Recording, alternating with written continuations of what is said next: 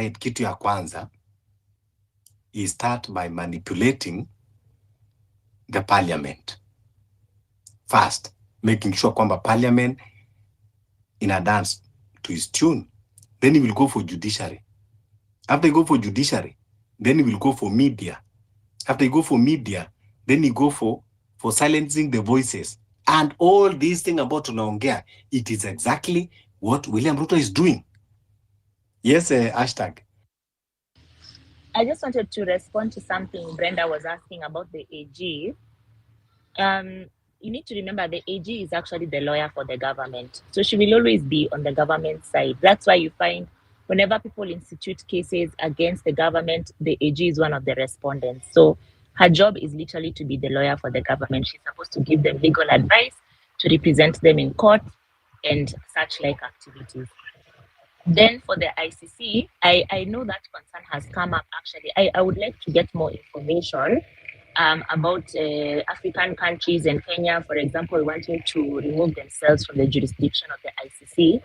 But let me also make it clear that for as long as Kenya is a member of the Rome Statute, for as long as we are still a signatory to the Rome Statute, then we are subject to the jurisdiction of the ICC.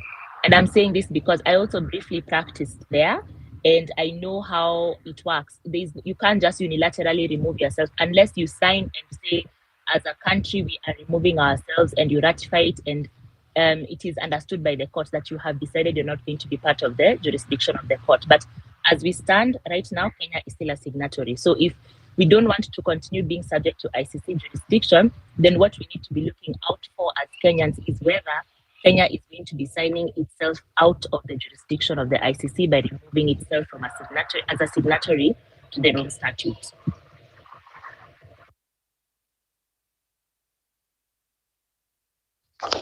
I mean, there's no way, I agree with you, hashtag. There's no way unaweza sema ati Kenya, African countries, maybe you must go to ICC, lazima. Si ati labda uku umetoka kwa the union. If you're not in the United Nations, you're not part of it. That's when now you are not under the ICC. But regardless of that, uwezi, lazima Hague utaenda as long as you're part of those things like kina Comesa and stuff. You cannot just agree ati you're not going to be subjected to that. Like, that's why you're saying mashinani watu wanafaa waelewe what happens. Hague ni wapi juu kuna watu wasemanga Hague na wajui who entails Hague. Si kila mtu anaweza pelekwa Hague. Yes, kunao. Why? Those are the things I think people are supposed to be educated about. Wajue what happens there.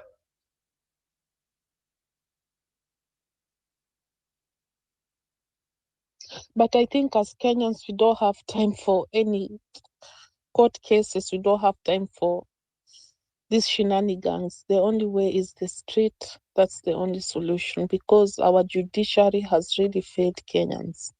It has really failed us. We don't have any option. That is the new reality. People should come onto it. Hata hii mambo za saizi, hata uende waambie mtu tunafanya civic education, yes, but unaenda una-explain ya mtu wa village mambo ya dani. It's not making any sense. Instead we explain ya mtu mambo ya agricultural bills, ndio watu waelewe.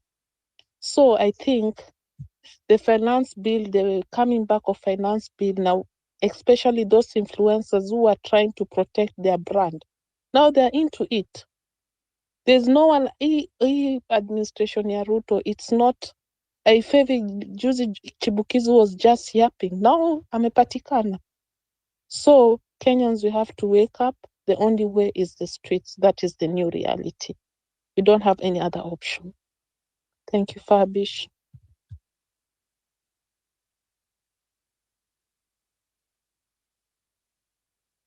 Patrick, go ahead.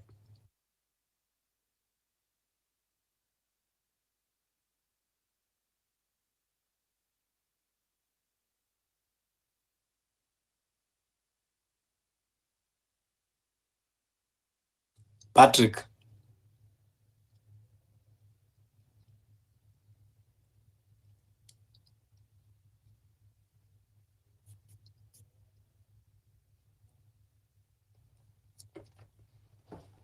Yeah, hii kanti hakuna kitu inawaka. Hakuna hata moja.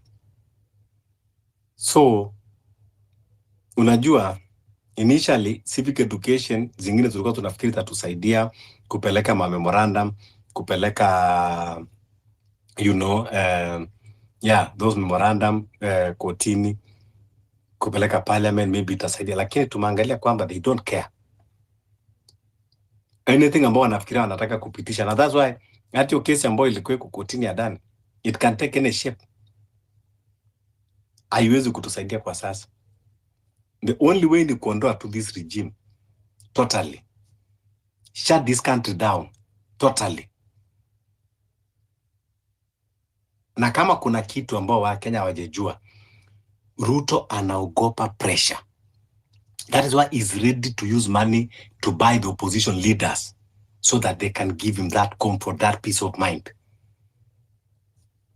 This guy, when you pile pressure on him, anachanganyikiwa. You know, if you want to know someone that is under pressure, jaribu mprovoke, alafu uone reaction yake. It cannot be calm, and that is him. That is why you see, ile 25 uliona bila alikuja kureact. If tungekuwa tuliendelea tena 3 days, hata maybe angetoka. So that is why you see always, you don't want to be criticized. When you have a deputy president that want to criticize him, he better take him out.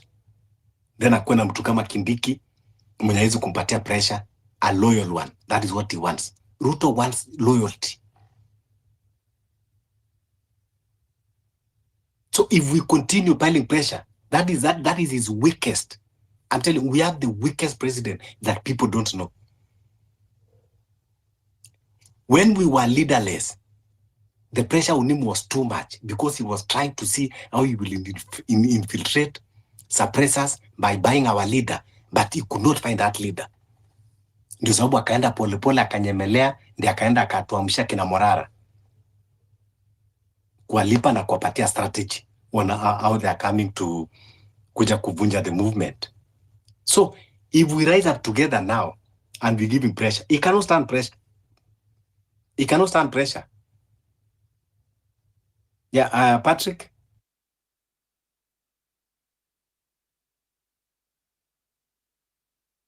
Fabish, can I interject you? There is somebody has written about Maviko Oko that she has been found in Kenya, Tanzania. He has been found in a Tanzania hospital on her account. I don't know if it is true or not. Can somebody just check if that is true? Where?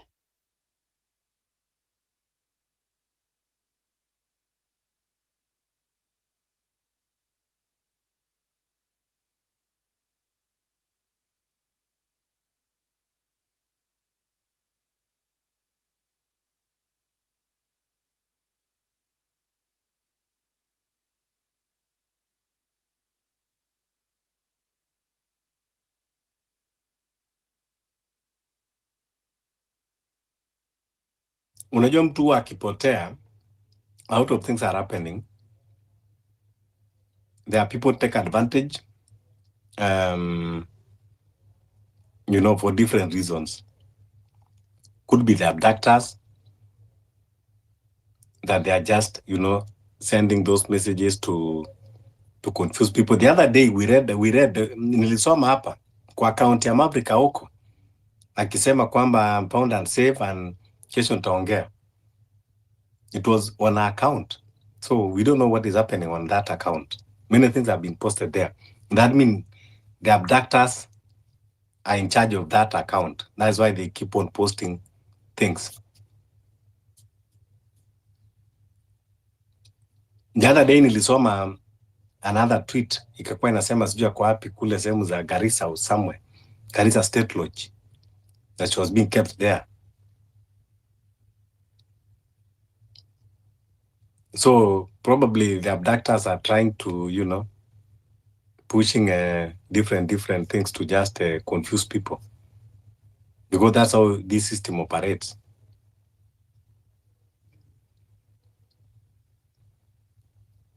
Yeah, Sesko, go ahead.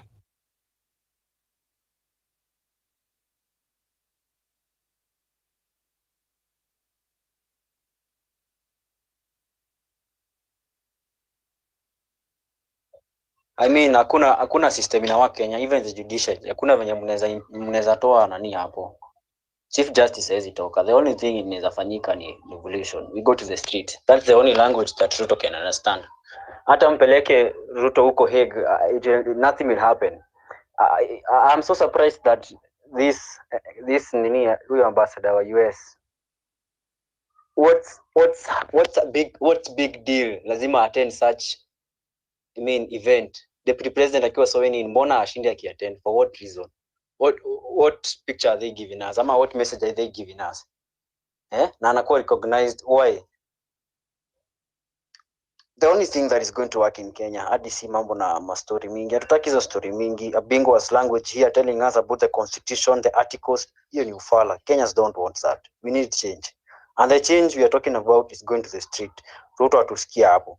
Kama atatusikia, we will come in another way.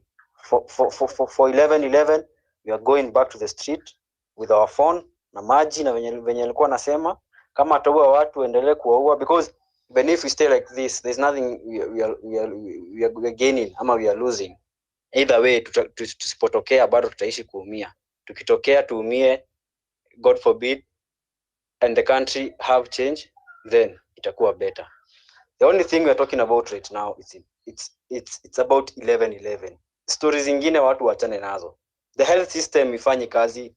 Jana kama mtu aliona this CS mwenye ameingia juzi wa health, amesema kama unajua shift haitakusaidia, go for private insurances, and then mko mtafuta insurances za private basi, because that is what he said. Lakini hiyo hizi onyeshana kwa mainstream media, but iko online, mtu anizeenda aone hadi. He said if not a must you enroll for shift, then you can go for private whatever. It's like a favor they are doing for us. Yani government imefika mahali sasa services za wananchi na wanachukua tax in favor. We are asking for favor. The audacity in this man. Anakuja leo kuongea, anasema ati more teachers have been employed. You're employing teachers and the ones when you wako employed say they are not paid. It's not making sense, and Kenyans are buying that. Hatutaitikia hiyo ufala. Asikie kama anasikia, atugojee tukuje date 11-11. That is the only thing you are pushing right now. 11-11, you are getting to the street. Na tutamatch, tutaenda huko kwenye tutaenda, tutatokea wengi kuliko hata venye ilikuwa mambo ya finance bill. Because right now finance bill imerudi, whatever was proposed in finance bill, wameikata wanaileta in terms of bills. Wakenya wanafaa waamke wajue what has been happening and what is happening. The only thing we are going to do is go to the street. That is the only language that Ruto understand. Hata tukuje hapa tuongee, tupeane insights, tuambiane nini, Ruto does not care about that. He does not. Amewaletea content creator hapa Morara, anawaletea episodes za Vampire Diaries. Mnakuwa confused. Sasa people now are waiting. They don't have actions. They're just waiting for Morara achie episode ya Vampire Diaries. Hiyo si change. Hiyo ni story. Wakenya wanapenda content sana. And that's why they give following to people who are not making sense. Hata msanii akikuja Kenya aongee vitu ina make sense, nobody is going to listen. Wataenda kusikiza mambo yenye kuna upuzi. That's why they are going to give the following there. The audience inatakanga ufala. And we are tired of that. That's why you are saying Morara is a project of Ruto, because it's not making sense. Even these mainstream medias, they are just selling, they are selling the agendas of these people. Ni kama they are paid. I was watching Citizen in the morning, wameleta huyu jamaa is a lawyer coming here to speak about Murima people, at what he has done, but who cares? Who cares about mtu wa Mlima ama ni wapi ama ni wa Coast ama ni wapi? That is not the language you understand right now. It's so bad that Kithure Kindiki ameapishwa, watu wanaenda Citizen imeenda huko Tharakanithi huko Kachangasheni sijui wapi places huko ndani interior kuchukua watu video wakisema, hata wengine hawajui jina ya Ruto.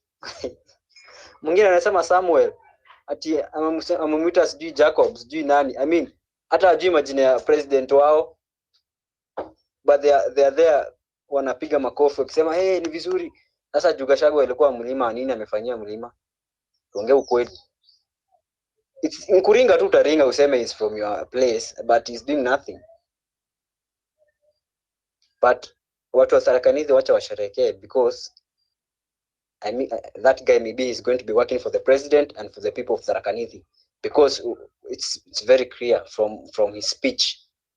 Amesema he's going to be loyal to his boss, he's going to work with the boss. Hakuna mahali amesema atafanyia kazi wananchi, because hata si wananchi wamemchagua, ni huyu jamaa. In real sense, if we talk about it, hakuna mtu amechagua nani. Huyu ni project ya Ruto, puppet wake ndio amwambie hivi na hivi. I'm not for Gachagua, I don't even like him. Hata wakisikia watu hadi Kithure, we don't care. For us Kenyans, we need change. We need good systems that are working. We need better health facilities. Tunataka better education systems that are working. That is the thing that is the language we understand. Mama kutuletea mtu wa mlima ama mtu wa nini, that is nonsense. And right now media na whoever has numbers is now focused on that. Mainstream media inaenda kushoot mambo yenye ilikuwa ina happen huku Dumberi for this guy Maina Jenga and whoever. That is not what is happening. People now are looking, waiting to see what is going to happen. They are not looking for a change or anything. They are just looking for one. Kuna mtu sasa amegojea hivi asikie sasa venye watu wa mlima watasema. I mean, it's nonsense. It's a lot of nonsense that is happening in this Kenya.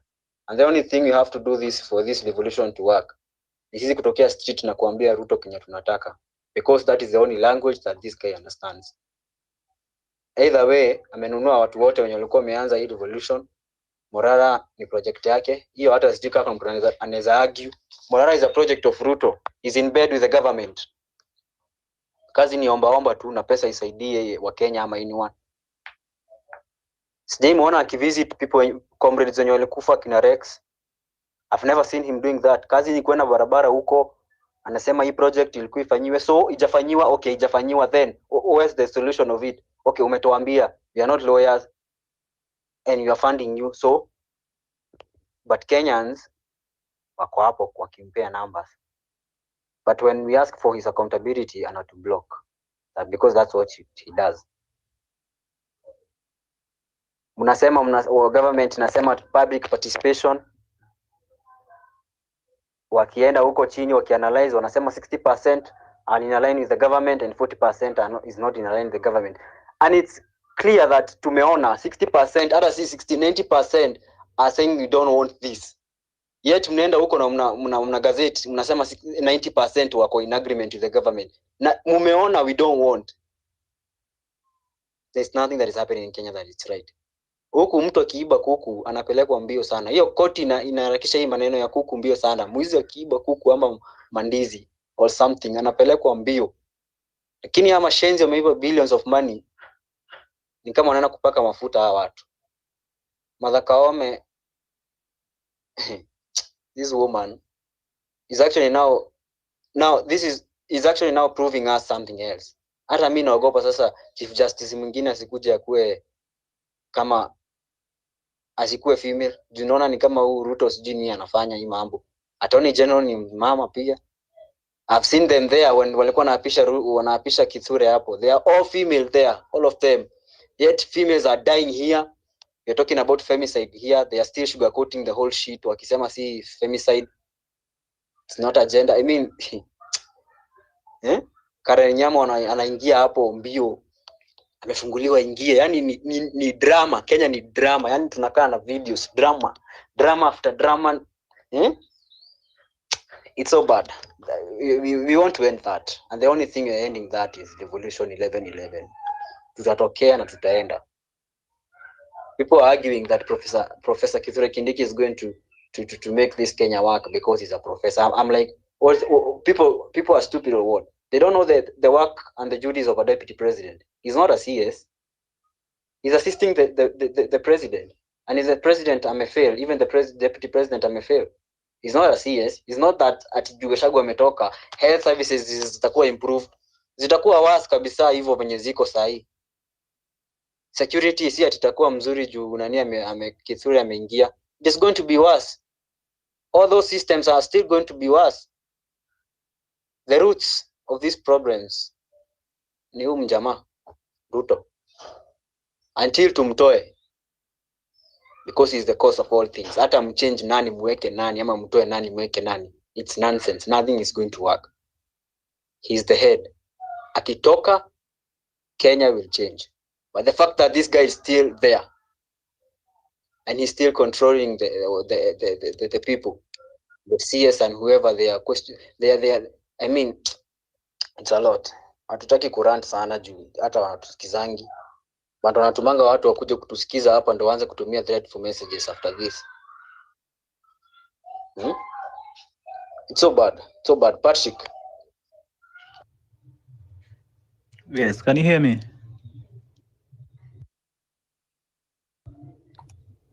Can you hear me? Yeah? Yeah, go ahead. We can hear you, Patrick. Tunakusikia. You can hear me, yeah? Yeah. Patrick, tunakusikia. Ongea, tunakusikia. Santi, thank you, Fabish na Siska for this show. And yeah, you are right. Everything in this country has fallen up. Unajua,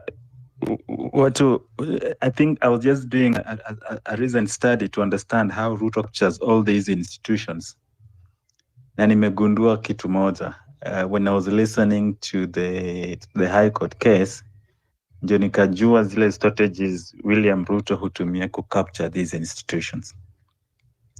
Parliament anajuanga wabunge wanataka tu pesa ya kwenda harambe na wanataka matenders na kupewa some little cash. He knows that tactic.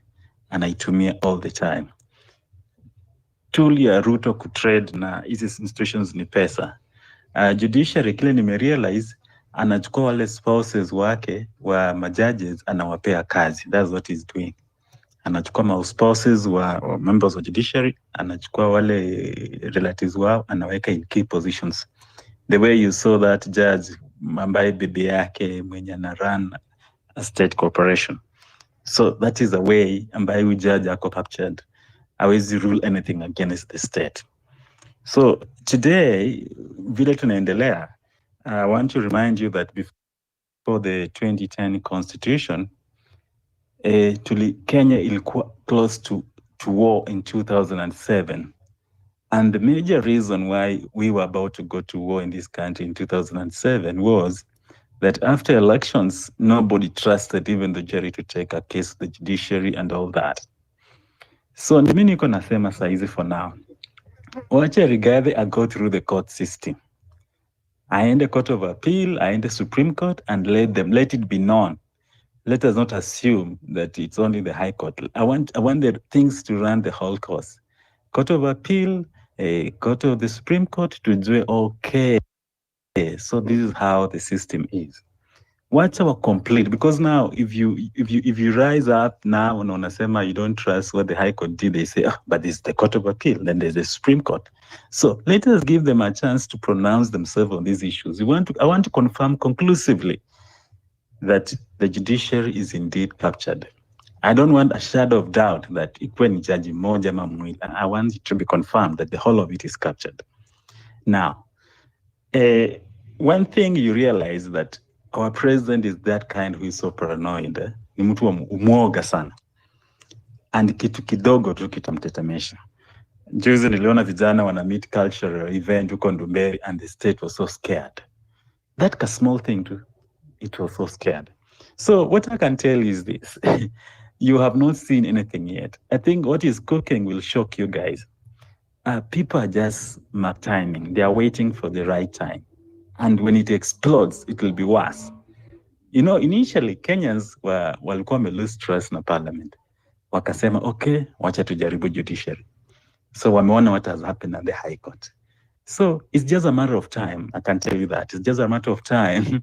You're going to see what you cannot see. There's some information I cannot share here for security reasons. But I think when you look across this country today, the nation is pulsating and people are just waiting for the right trigger.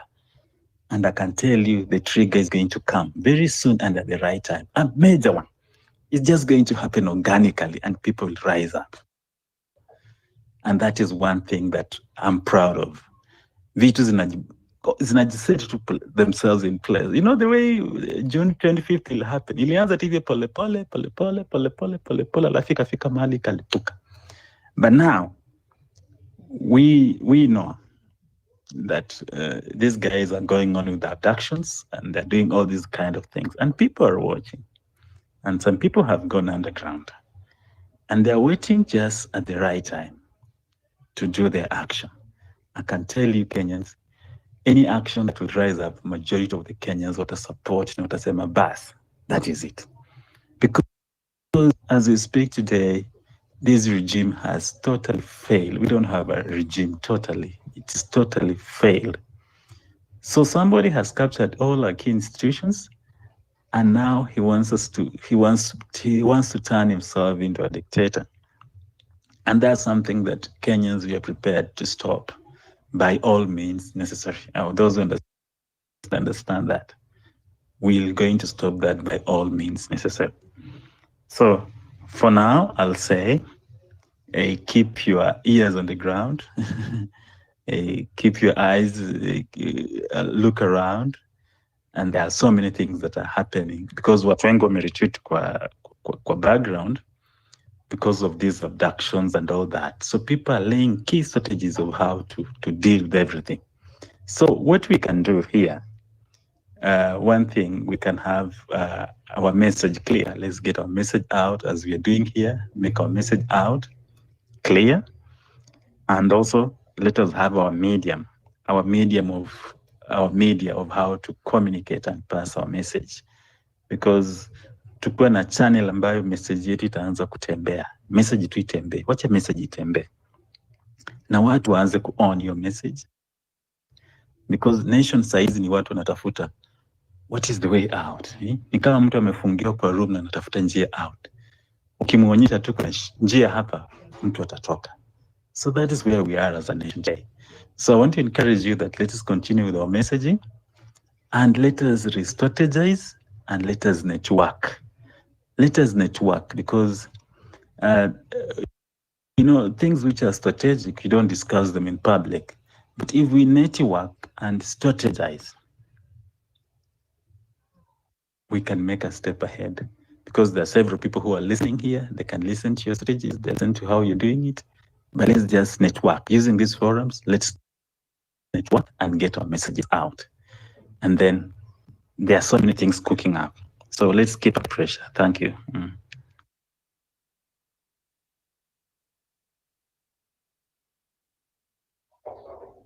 It's okay, Patrick.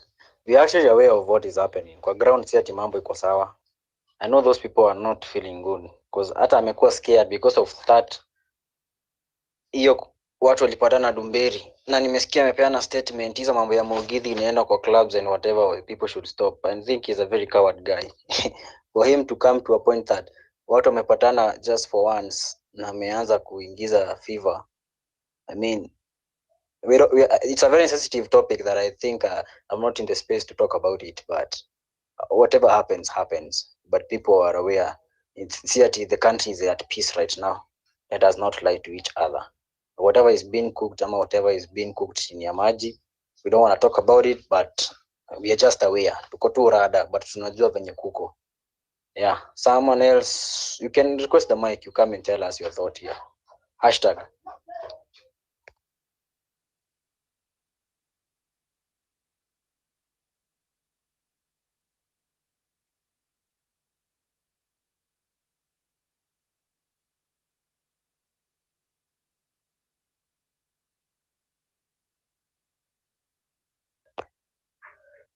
You can request mic, you come, we speak here. Here we give out mic. Hapa si kama hizo spaces za ukia mtata with ambiguous words and no solutions to Kenyans. Here we give out mic. You can request tutakupatia. Fabish.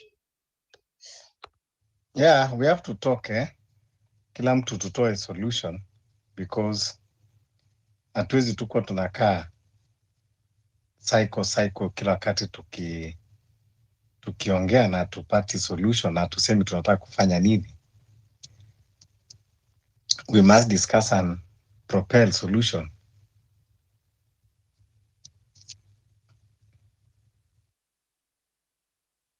Jabonji, how are you doing?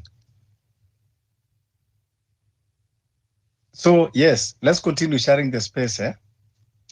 At least we listen from different speakers tuweze kusikia. Yeah, welcome Jabonji. Thanks Fabish. Nipatie dakika kadhaa, we'll just come on the speaker. Okay, sawa. Yeah. I see our comrade Kumbukeni. Welcome. Our comrade Precious, Frank, Faizi, wote tuko wengi. Yeah, let's bring our voices. We are now building momentum. Come bring your voice, bring your thoughts, bring your opinion. Every opinion counts. To have a movement, need a collective of voices.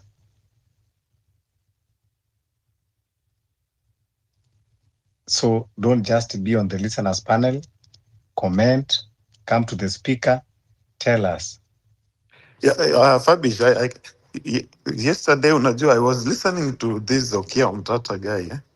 And Yes. I learned something that I always like taken for granted. This guy, the way he was talking, for example, we guys, we are always talking about we the people. Unajua?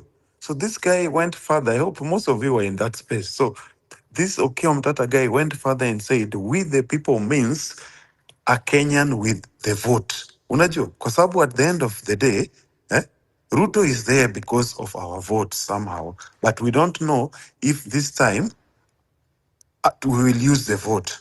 But putting that aside, when anytime someone comes to space and talks about the changes, we also must make sure we have that vote. Unajua?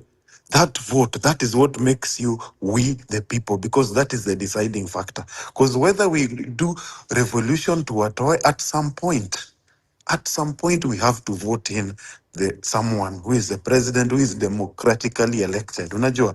So we always have to remember this thing, we've been taking it for granted. Unajua? Like you look at the number of youth who've been voting. You see, like me, I speak for myself sometimes.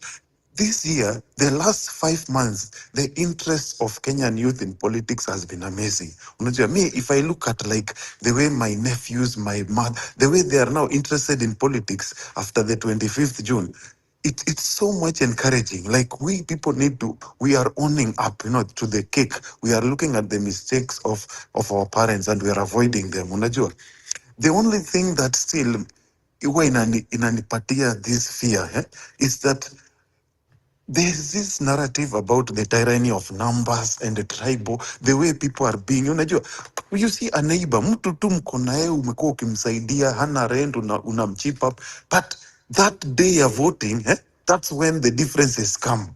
And sometimes it's not even the politician, it's just us. Unajua, I don't know, we need to get rid of this culture. Mtu tu ako poa, umemsaidia campus, even you give them job, you employ them, it's not like you're like blackmailing them that if you employ them, they must go your way of thinking. No, I mean, like at the end of the day, these guys, the decisions they make on the ballot, it's just whatever you do, they just have to wait for the decisions from home, from their mother, like from the millennials, they have to look for them. What is the decision on the ground? Unajua, what are they talking about? And they just follow that line like sheep. This is what we need to get rid of. Unajua, Fabish, sometimes we talk here for hours and hours. Unajua, even don't get me wrong, I'm not discouraging anyone, I'm just being factually and realistic. Sometimes you can speak. For example, I remember very well 2022. I'm from Nyanza. I told my mom, listen, I don't support Raila. Me, I will tell you, I've never supported that guy, for honestly. But when someone tries to bring this narrative of everyone from Nyanza always votes this guy, to be honest, me, I'm always the minority. My family knows me, They know I'm always against this guy. For one, I don't succumb to someone who never wants to be held accountable at the grassroots. Unajua, imagine you go to the grassroots level, you want to go in with that ticket. All of us know here what happens there. But if that guy does not second you or doesn't like you, whether you are famous or what, this guy, you will not get that ticket. Unaelewa? So this is one of the reasons from the grassroots level. There's dictatorship in ODM, for example. So I'm just telling you, so you know. So when I see someone on the timeline talking about people from this region, they only go this way, unajua, or they generalize. This is what exactly is giving power, unajua, to the elites, to these political elites, because they know at the end of the day, it will take only 1 month to rubbish all this civic education. They will just walk around the villages and tell them, look, we are going to have one party, one suit, unajua, so that we have defense in the parliament, this bullshit. So that when they reach there, they are able to pass all these bills zenye mnaona, left, right, and center, unajua. So you ask yourself, when you are here in this space today, ask yourself one question. At the end of the day, don't come to this space kama usha make mind yako where you are going to vote. Don't come here with a fixed mind. Come here ready to learn and ready to follow facts, unajua, and look at the history. If you cannot learn from history, you keep making the same mistake here to vote emotional vote, then Ruto will not come out of that seat easily through ballot. Everyone agrees. Everyone wenye wanaongea kwa television utasikia wakisema kutoa Ruto 2027 will be a joke. Unajua, look at how this guy is capturing the judiciary. IEBC hata ajali. This guy mind yake, mnaongea 2027. This guy mind yake iko huko 2034 huko. He wants to extend. Get? He's playing a very high game. We have to reach his level of strategy. Unajua, let's reach his level. Let's argue there ahead of him. Unajua, but the first things first. Fabish, let's insist kila mtu akuwe na vote. Anything can happen. Revolution can happen anytime. It's not a matter of how, but when. But when it happens, alafu upate kwa hii space, for example, utapata 4 people out of 37 wako na kura, and they are talking about political solutions for political problems. So that is my, I don't want to rage so much, but I just speak from experience. Unajua, So guys, please, in your timeline, stop generalizing, number 1. And number 2, to avoid this thing of kuweka watu sijui kwa sijui Nyanza region, sijui. This one should be abolished. That's what Rwanda did. That's what Rwanda did. That's why saizi wameendelea. Kenyans, we are just looking at them kwa view sasa, unajua. Walibani hizi vitu za call mtu from the tribe, I don't know from what. For example, me, for example, I'm from the Nyanza, unajua region. My wife is from Kalenjin. So what exactly should I tell my kids, for example? Which tribe are they? Are they Kalenjins or are they Luo? Unaget, Look at people like, one time I challenged my family. For example, I told them, Orengo, wife Orengo anatoka wapi?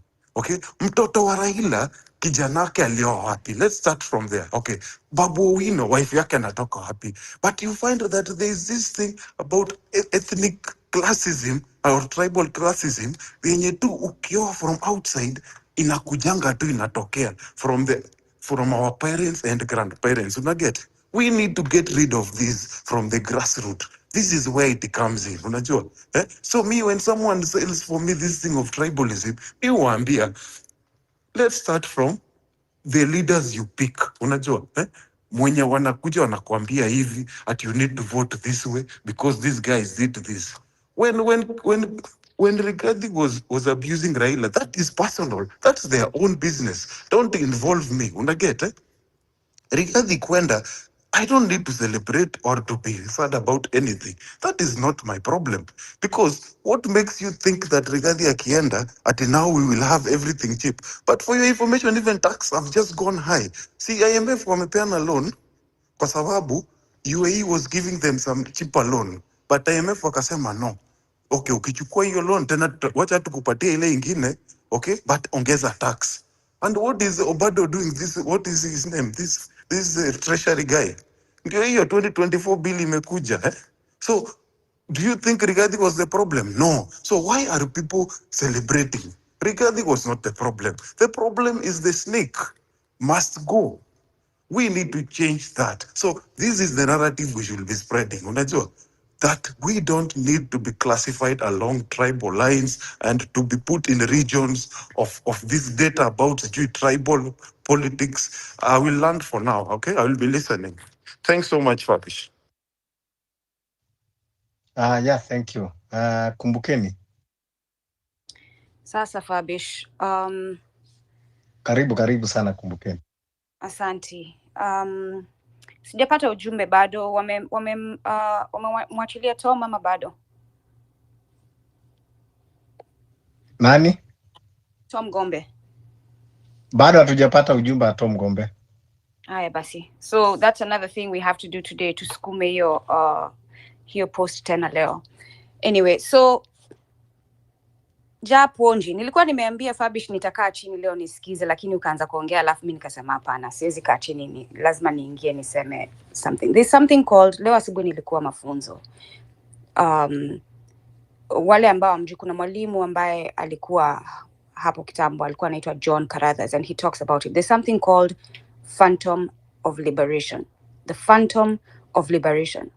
The phantom of liberation is the idea that we black people, sisi wa Afrika, sisi wana Ubuntu, we think that we can get liberated within the system of oppression, which is a false notion, and therefore the idea of a phantom of liberation. And we are always chasing it. And we are always chasing it and saying the vote, the vote, the vote, the vote, the vote. Lakini mna vote within a system of oppression. System yenye imesetiwa up already kuwafailia. So ni kama una vote ndio uone utapata kiwango kipi cha mkate. So how much of the crumbs will you get? That's essentially what you're getting. You're not putting your efforts in being the baker and the grower of the wheat and the one who decides who's going to get the bread or not. You're busy fighting for the crumbs, and that's the phantom of liberation. Which is why nasema history ya kushinda mkizungumzia voting without looking outside of the box and seeing where we need to go, without approaching things from an African perspective. Kila saa mnatumia stories za wazungu, democracy. Democracy ni nini? US wako na democracy. Na democracy ni vipi tuko na democracy na system high function? Ni vipi tuko na democracy na mimi siwezi kuja hapa niseme Ruto ni mwenda wazimu na nisishikwe? So this idea of thinking that voting is the solution, we need to get away from it, because it will keep us in a cycle of oppression. Voting is not the solution. Voting seems like the solution, but it's not the solution, especially under the system. Once we break this system and we have our own system, then we can start talking about how are we going to govern that system. And maybe we start planning ahead and implement once we have liberation. Lakini history ya kushinda tukisema under this system of oppression, ati tukivote there's no liberation as long as the system stands. Asante Fabish, wacha nirudi chini. Sorry. Before you go down, I would like to be clear. What I was saying was this. Listen, at the end of the day, that's what I said. At the end of the day, you must have a voter's card. You know, you want to get rid of the whole system. Yes, well and good. We still need to vote it out at some point, you know, and unless you're going for authoritative, you know, or any other, you know, dictatorial, you know, means of governance. I think as we speak now, we need to make sure at least we have the voting card. I'm not saying that we are going to vote 2027 or tomorrow or after tomorrow, but we should have also plan A, B, and C. So plan B, A should be like revolution, okay? And then we move to plan B, plan C, all those courses of action. But if we just go for plan A and we keep, I know revolution takes time, but what if we are called for votes for something that affects our lives, like what we are talking about now, the system or referendum? Yeah, Jabonji, You know, where the point where we start getting distracted, your narrative najua umetoa huko kwa ukio mtata. That's what I'm telling you. These people sometimes they want to put themselves kwamba wanajua ama they are leading us while they are distracting us. Number one, taking a vote does not need 1 year. When we have a proper system that is working, even 2 days, 3 days, kila moja anaweza na nakakata kura. Telling us to have full plates at the same time is not making sense. Tumekuja tukakaa tukazungumza na tukaona, we have weighed all options. Tukaangalia tukasema, the only way ya kumwondoa William Ruto is not through voting, it is through revolution. Telling us at some point, when you already remove and you already have a credible institutions in place, taking a voter's card, it does not need atisiju kungojea nini. When the systems are working, within 1 week kila mtu amekuwa na voter's card na imeisha. So I don't know why now people lazima ati some things is very normal, very very, you know, si kitu ya kusema ati kwamba lazima kupanga kuchukua kadi. Ikifika hiyo wakati watu watachukua kadi. We are not saying kwamba ati watu watachukua cards forever. Now you are asking another question that we are taking ourselves round bottom to the pit, that what if there is something to vote in this country? That is not even should be a question from someone ambao tunajua kwamba tunapigania revolution. Voting in this country with this current regime. Now, what is the difference between IBC and the judiciary? You want to tell me that things that judiciary cannot do, IBC will have that miraculously, that they will execute the mandate as expected, while judiciary, that actually they are the ones supposed to be very strict in adhering to that constitution, are doing other things. So what we should be saying is, in this current regime of William Ruto, we don't want to hear anything about call voting. Ujaribu kutu aus, yani anything about voting under William Ruto is a scam. We must first understand and stick to that. Hata iwe nini, anything about voting in William Ruto regime, that one is a scam. So William Ruto akiondoka, we have, whether hata kama ni transition committee, you know, problem with watu kama Okiya Omtata, they start to be, you know, they are led with greed and opportunistic. Kwamba, okay, this is an opportunity, tukuje, tutafute ile fame ya wanasiasa. Now they are not thinking about the interest of the country again. They are marauding like wounded hyenas, looking for carcass somewhere. Ni kama fisi, wanazunguka sasa wakitafuta mizoga. That is politicians, typical politicians in Kenya, how they behave. They always look for opportunity, but they don't want to face realities with people. Okiya Omtata, I can assure him that leo tukaenda uchaguzi, anafikiri anaenda na Ruto, even we cannot even gather 1 million votes. Wacha hiyo kwamba anajidanganya na kujiuzia uongo ya pesa nani. That is the reality for now with William Ruto. But later, yes, it is that we can uplift him. So hii mambo ni ya kutudistract, kutuambia kura kwani inahitaji nini kuchukua kura kama institutions zina work. Siku 2 siku 3 kila mmoja ameweka kura mfukoni. Kwa hivyo mbona tuchukue hiyo ikuwe ni big deal? Big deal ni kuondoa William Ruto saizi. That is a big deal. Tukafika 2027 kama tujemuondoa Ruto, hatuwezi kumuondoa kwa kura, tutaendelea pia lazima tumuondoe kwa revolution. That is what thing we should be talking about. Fabish, I understand that we are in a forum for revolution. I respect that and I am in for it. What I'm trying to say is we can always deal with revolution as also we try to maraud or work on other ventures. It's like this public participation or whatever, we know it's rigged, but doesn't mean that we cannot do things like protests, you know, going to the street, using hashtag, all this, as long as all our aims are headed to the same thing, you know, like we are all trying to get there. All our motive is one, to get rid of Ruto. Any channel we can use at our disposal, you know, whatever it takes, as long as we all align towards the goal. That's what I'm trying to say. I'm not saying that the only way is voting. I know that for a fact, and you know, and we all know, no one is going to beat Ruto on the ballot box in 2027. We all know that now. However, during our revolution, we should always keep in mind, like, what's next after revolution? We have to form systems. We have to come up with a country. We have to come up with a solution to form the government. And someone just said before they dropped out that the system is so corrupt, it's not working. Yeah, we can fix that after revolution, but we still need to have the card ready for anything. That's what I meant. Plan A, B, C, and D. People who are doing demonstration, we cannot stop them because it's not revolution. People who are going to vote, we cannot stop them if that is the case because the revolution is going on. We will try, and that is what we are trying to do here. So we should suspend constitution like Ruto has done. Ruto has actually suspended constitution, and it's showing us his middle finger.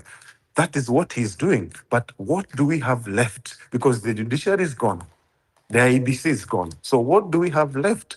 Civil disobedience is what I advocated for the other day as part of the struggle, to get rid of this guy, civil disobedience. But again, if you look at all this civil disobedience and all this demonstration and revolution, we need to bring in people of the like-mindedness, and we need loyalty. We need to come up with a different movement, different from the space. We need to have something called what makes a revolution successful. We have to look into that. We have to break down real revolution, not revolution on space. We have to break it down. What does it take to go to revolt against someone like Ruto, who has been killing us left, right, and center, who has been jailing, abducting, and doing all those things after suspending the constitution? So we have to get the few people. That's why in one of the spaces I was saying, if we are going revolution way, we must have loyalists, 100 people only, to form this revolution, and we move forward. Okay. Sorry, I think Kali Angoma, your mic is on. Kalia Ng'ombe. You can go on. Hi. Okay. Kaliangoma kidogo, Kaliangoma, Yeah, can you before you talk, I wanted to talk to this guy of unasema mambo ya vote. No, ngoja kwanza. Seko, ngoja kwanza. Let Kalia Ng'ombe. Tutarudi. Japunje kuna zizi. Sawa.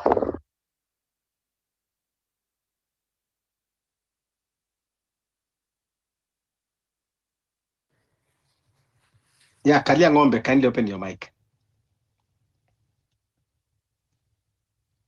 can you hear me all right? Yeah, we can hear you.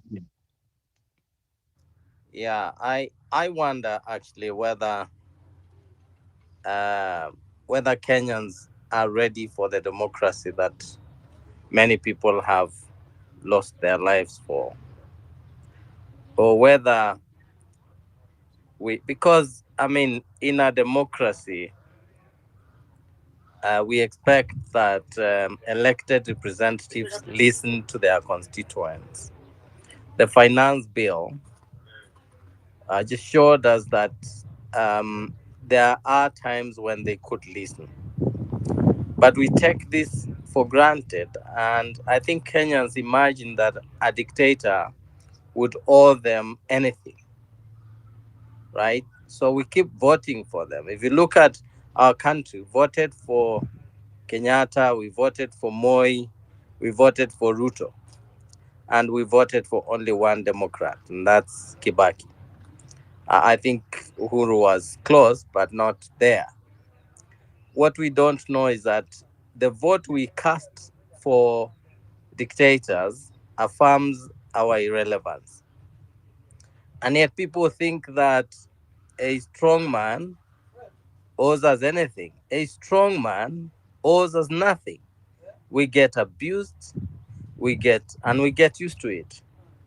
But it seems to me that we love them. How many people, including the Gen Zs now, are ready to fight? Maybe we should reach a point where we say, let's give Kenyans their skunk, right? If Kenyans want Ruto, let them have their Ruto. If not, then we really need to fight for our democratic space and elect the right people. But who are those people? Who are those people that are coming out to show that they actually do believe in democracy? The finance bill, for example, right? It is pushed down our throat. And there are many other decisions that have been pushed down our throat because we elected a strongman. But it seems to me that is what Kenyans want. What else do they want? And are we the majority that want a different rule? Or are we the minority? I think that's the question. I'm posing more of a question than an answer, and I'd like to hear what you guys think about that. Sorry. That's it. That's all I wanted to say. Thanks.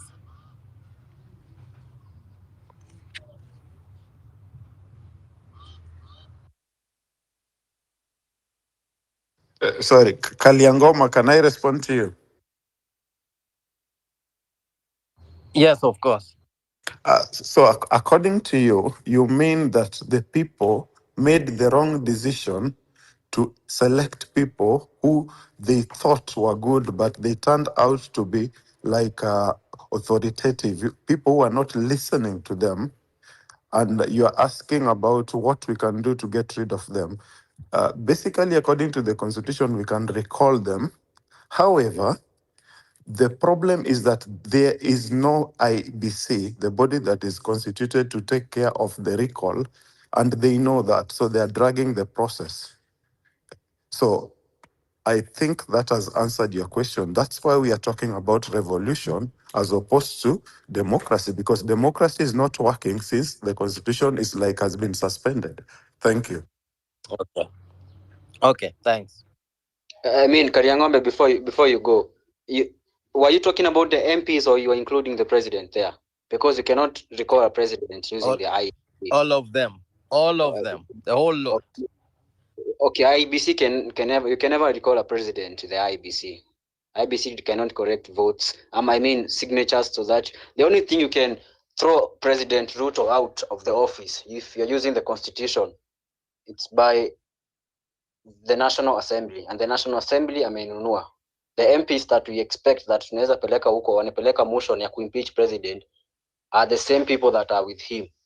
So the only way we can remove this guy, we had only two options: the National Assembly na ameinunua. The other option is us now going to the street ndio atoke huko atake asitake, because there's no other way. IBC will not help. Even if IBC is right, iko sahi, it will only help in recalling these MPs and whoever. But the president himself, the main problem, labda atolewe na National Assembly na Wakenya. That's it. Another thing I was to tell this guy, I don't know. Taking kuras, yeah, tutachukua kura tutachukua at the right time. But for now, and that's why I'm actually telling people not to join these spaces for politicians, because they will actually be having their own agendas there. Like yesterday, you're having Omtata is having a space, and the topic is he wants to discuss that it's about the new funding model. Yet there are no students there. Hakuna comrades wenye wako hapo to discuss the new funding model. Yet he's there telling people that the only thing inaweza saidia Wakenya pia ni wachukue kura. Kura ni nini? That's a thing we can do even for a week. It's not a big deal. Hata tukichukua kura hakuna IBC. I mean, it's there. Tutafanya hiyo. Lakini the main thing is revolution 1111. For us to go for street. Hata kama tutaenda tulale huko, that's the only thing. Taking votes, we are going to take. New registered voters will be there. Many of them. You wait and see in 2027. There's so much people who have never voted and they're going to vote. Watu wenye from 2002 to 2005 will be having their votes there. Those are around 8, I don't know how many millions of people. Very many of them. Sesko. Yeah. What you should understand is, it is not guarantee that we are going to have election in 2027. It is not guarantee. And if William Ruto and all these other bunch of politicians waiting for that 2027, they might be surprised. That election might be next year. It might be 2026. It might be early next year. It might be mid next year. So, kitu ya kwanza is the narrative of these politicians, these opportunists, that they will be coming now and posing a question. Yes, even if we remove William Ruto, and then what? What will follow after that? To me, I'm sorry to use these words. I want to say those are very stupid questions that does not make any sense. Because you want to tell me that if anything happens today to William Ruto, that the country now is dead, that the country now cannot move on. So I don't want, when I hear somebody saying that if you remove William, then what? It is very obvious. We remove William Ruto, then we change the country. What are you asking me again? Then what? Another thing is they will be telling you that, oh, the politicians, what they are trying to tell you, but they want to come in different ways. Ukisikia kwambia, you need to take votes. What they are telling you in another way, wanajaribu kuambia, you need to have me in mind. You know, Okia Omtata, he should be patriotic and he should not be selfish. It is not a must that he become president. He has been in the movement, yes. He's a good person, yes. But it doesn't mean kwamba every good person deserves to be president. You can be good in other areas. Kwanza, that is, let us understand each other for that. In fact, even if you ask me, Okia Omtata is good, but he's not good as a politician. So, these politicians should talk being, you know, taking advantages and being opportunistic. Kama wanataka kusimama na sisi tuondoe William Ruto, wawache kujifikiria. Wawache kujifikiria. So, even Okia Omtata, watu wamekuwa akisema, even behind the curtain, that is a gun for hire. Most of these petitions that tunaona akipeleka, sometimes he's being paid to do that. Of which it is okay, as long as it is working for us Kenyans. But now, his actions, now, hajawahi kusimama na movement. Kila wakati ni hii, kila wakati ni hii, na unakuja kututuma tuchukue kura, tunaenda kuchukua kura kwa nani? So please, when we go to these politician spaces, let's know who we are dealing with. Yeah. These spaces tulisema we will be calling who you are. I see now Jabonji dropped because that was the point. Alikuwa anakuja kudrive. But it is better tubaki watano tukitafuta suluhisho kuliko tuje tudanganyane hapa. In these spaces, si tunakuona 18 when you try to drive agenda of politician ati, oh, you know something that is making sense. It's making sense. Kwani kura itaenda wapi? Kura itakimbia iende wapi?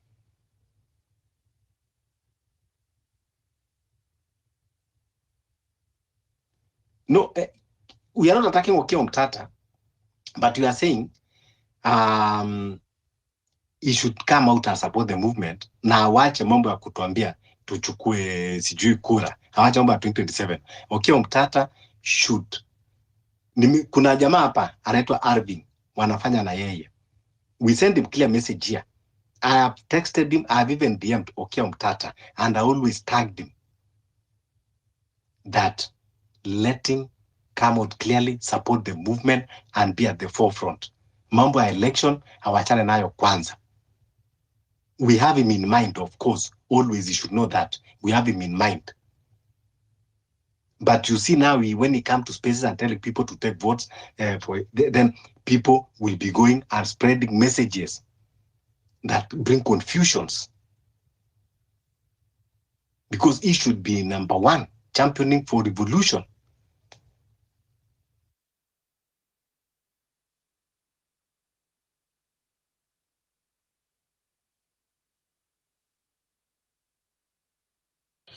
My sense is that we need everyone in, not we shouldn't fight those that support the movement in any way. I think that there will be different ideas brought by different people. Some will say, let's take votes. Others will say revolution. But I don't think that is right for us to push away anyone who has an idea about what should be done. I think we've got one enemy in this country, or maybe two: parliament and government. Anyone else fighting those two should be our ally, and we should not push them away, right?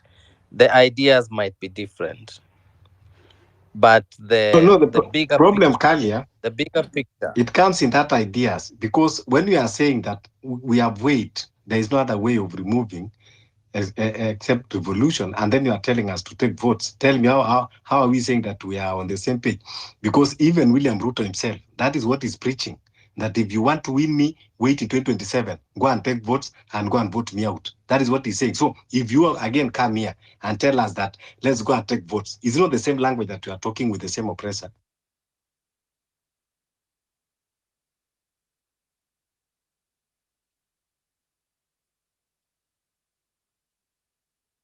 I hear you. I hear you, Fabish. I hear you, Fabish. But I think You think? I mean, there's not one way to achieve our goals. There are several ways. First of all, we don't know which one will succeed, right? So I think just having all the ammunitions together is useful.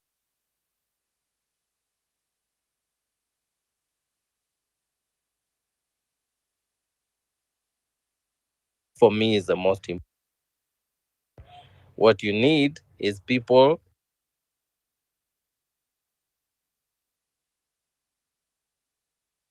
you know, right? The path, the path. If we are saying that we need votes, why are we wasting our energies in these spaces?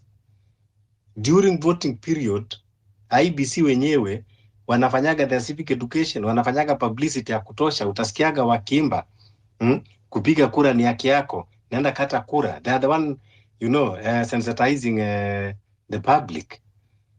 We have seen that we don't have any other ways of removing William Ruto, and ballot is not one of them. So wajua, tulisema tutakuwa radical na tutakuwa tunasema tu vile ilivyo, whether it is going to work or is not going to work, but at least history will judge us. That is what I said I'll be doing. It is only revolution. Tukikuja kudanganyana hapa kusema we need plan A, B, C, D, hiyo ndio zile vitu tunatumiwa na NIS kuja kutuchanganya. We only need 3 plans, A, B and C. A, revolution. B, revolution.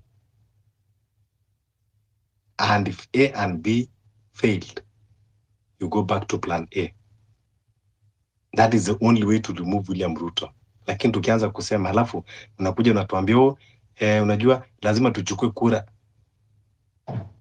Kuchukua kura hitaji mambo mengi.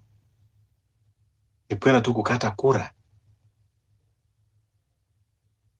Mpaka tukate kura tukishamuondoa Ruto na tunajua kwamba tuko na watu waadilifu katika IBC. Ambao tunajua ukikata kura yako, hiyo kura yako itahesabika. Kwa hivyo mkiona saa zingine labda when we are calling people out, sio tu kwamba tunapingana na kila mtu, lakini ya nini to entertain mambo mengine ambayo tunajua kwamba tunadanganyana.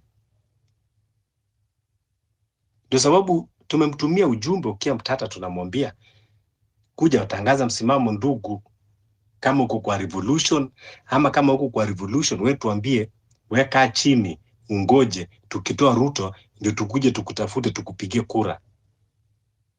Lakini usikuje kutuchanganya na elimu duni ya kutuambia saa hizi tukachukue kura, wakati hata bodi yenyewe ya IBC ya kukata kura hakuna. Na hata ikakuweko tunajua kwamba haiwezi enda ikiwa kesi ambayo tunapeleka kotini kasikizwe na majaji ambao waliapishwa kulinda na kutetea katiba kwa mujibu wa sheria ile iliyoko pale, hawafuati hiyo katiba. Alafu leo hii unataka kutuambia bodi ya watu 9 ndio inaweza kutekeleza hayo majukumu yote kwa uadilifu. Uadilifu bungeni imekosekana. Uadilifu kwa rais mwenyewe hakuna. Kwa mahakama hakuna. Kwa vyombo madola za usalama hakuna. Sasa utakuja kutuambia kwamba kutakuwa na maajabu itafanyika, wale makamisha na watachaguliwa kwa tume ya uchaguzi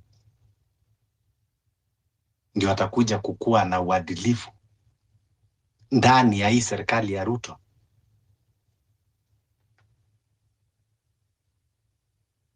Sasa ile kitu ambayo hiko tunasema tu ni kupotezana muda. Saa zingine unaweza kuwa unaonekana uko na ushawishi mkubwa, lakini haimaanishi kwamba unajua kila kitu, sababu wale ambao tunafinyiliwa ni sisi huku chini. Sasa tukija zingine kutoa hoja za kupotezana, ndio sababu tunasema kwamba tutajitoa, tutajitenga na hizo hoja.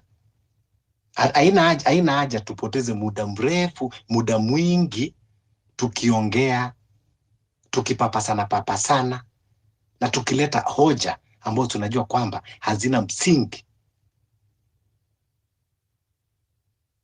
hazina mwelekeo. Hapa tumeona kwamba tuko na kiongozi ambaye anatunyanyasa, amekiuka katiba, kanuni, sheria zote za nchi. Alafu bado mnatuambia kwamba tukate kura tumbandue kivipi? Ikifika wakati tushambandua kukata kura, hiyo si kitu ya kusema ati tunaifanya ikue kwamba ni hoja kubwa, lazima sijui tuiwekee miadhara. Hapana.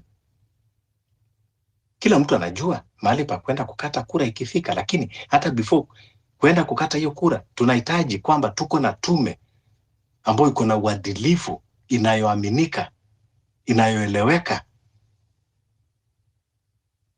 tume ambayo itakumbatiwa na wananchi na pia itakumbatiwa na sheria. We need a commission that will be accepted by the citizens and also it will be accepted by the law. That is what we call the credibility of that institution. So, as we are talking, zingine we have these inflation people.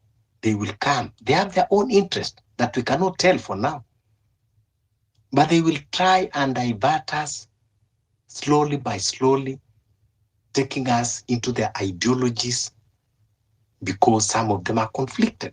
Some of them, yes, they mean well for this country, but they have very high ambition and they want to drive us to that ambition. We don't have problem. We are all Kenyans. We support every ambition. As long as you are clean, you are trusted. But don't divert our attention. Don't bring confusion. Let's not be agent of confusion by ourselves. And that is why it is becoming very difficult to understand each other. Because people want to hear soft things. And people want to hear what they want to hear. If we are saying we have to face revolution, you have to understand that it is about sacrifices. But because some people, they don't want to leave their comfort zones. And that is why they don't even want to hear those kind of talks, but they want to remain relevant at the same time. That is a problem. That is when we have a conflicted personalities, because this person wants to remain relevant and yet he wants change at the same time. You have to choose what you are going to sacrifice. In a revolution, you have to sacrifice something. Some of these people, yes, we know that they have huge investments. They might also have fear of that, their investment. Some of them, they are investing with their partners who are members of this regime. They are here with us. And they are scared. Because if their partners are affected, even then they are going to be affected. That is what you people don't know. I don't know now my big wigs, these politicians. What gonna join businesses, join properties with the people who are in the regime, join companies. So that is why zingine mambo kuna mazungumzo ikienda mahali, but at some point no. They even fear for their investment. And yet here we will be supporting them blindly, and now they will be diverting us. I know this kind of conversation for a radical movement is going to be very difficult. There are those that will join with excitement, but at some stage they are going to drop. The way people came into this movement with different expectations, different reasons, different agendas, different plans. It is the same. It is still going on. But it has to continue persisting, pushing. Those who are going to drop, they are going to drop. Others are going to join. That is movement. it has never been easy.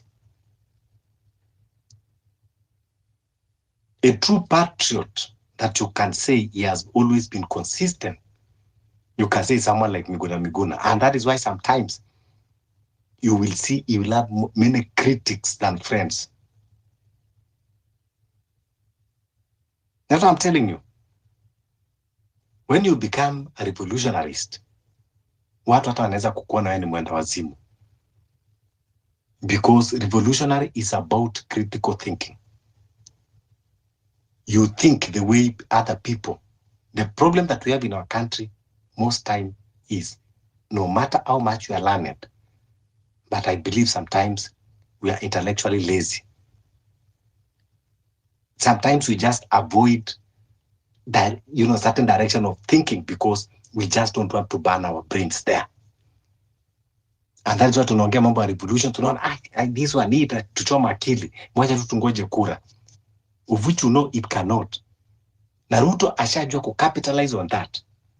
Tungoje 2027, mtu kama Okiya Omtata hata anaweza kuwa funded na William Ruto. And then kila mmoja atasema Okiya Omtata kuwa amekuwa funded. They will never tell us. Mutaenda upate wamecheza karata, ameshindwa na 500,000 votes. Wataenda kotini wakuja watuambie kumeenda vile kumeenda. Alafu anakuja wanatuambia wamefanya post election agreement. Tunawekwa kwa box, tunaendelea tukienda. If we continue this trajectory, lakini people will come and say, we have to share different opinions. Everybody in this movement, there are many other ways. There are a lot of ways of removing. Tell us which other way. Lakini tukikuacha utupatie which other way, utatupeleka pale kwa voting.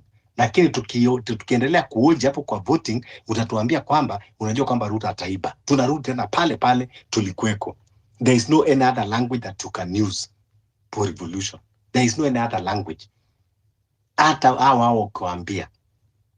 Tukasikiza saizi Okiya Omtata sababu anahitaji relevant.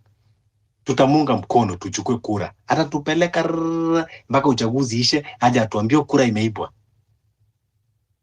How many times Raila amekuwa akichezwa? Anazungushwa mwishoe ni kuja kulia imeibwa. Tutazunguka kwa hiyo circles mpaka lini? That is why we are saying no, we should now stop hiyo mchezo. Hiyo mchezo wa patapotea, we should now stop and start life afresh. That's what we are calling for. I know kwamba yes, along the way wale watu ambao tumeanza nao wengine inaendaga inakuwa uncomfortable because wanataka kutuambia vitu ambao. So guys, personally mimi sitachoka. Wale ambao tunaongea radical movement, radical revolution, tutaendelea kuongea. Wale ambao wanataka kupiga kura, you are free to do so. Lakini what I can tell you, mimi nilishatangaza msimamo. Ile siku watu wataenda kupiga kura, Mungu atujalie atuweke hai wote, mimi nitakuwa on the street nikishatengeneza posters na banners nikiwangojea. Mumalize kupiga kura, mtanipata tu kwa street, muje mniambie kimeibiwa, tuendelee. Because mimi kama ni kupigana kwa street kwa revolution, nitaendelea kupigana, sitachoka hata iwe lini. Sisemi kwamba lazima tuende 11-11 tushinde, hata ikuwe 11-11 2024, ikuwe 11-11 2025, ikuwe 11-11 2026, ikuwe 11-11 2027, hata ikuwe 11-11 30. As long as I am alive, I am for revolution with this regime.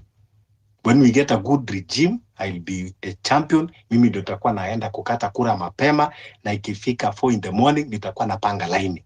Manake nitakuwa najua I'm dealing with the right people and my vote counts. But for now, I am not ready kwenda kwa hizo spaces za kwenda kudanganyana na kusema kuwa ati unajua hata kama tutamtoa Ruto, but there's nothing like but. Tunajua kwamba mtoto akizaliwa atahitaji kukuwa na chupa ya kukunywa maziwa. It's very logic. Sasa mbona tunaweka kama kukata kura is a very big deal if it is not distraction? That's why nataka you know, I want us to understand, you know, and let us stop in this country kuona kwamba everyone is saint. That is a problem that we have.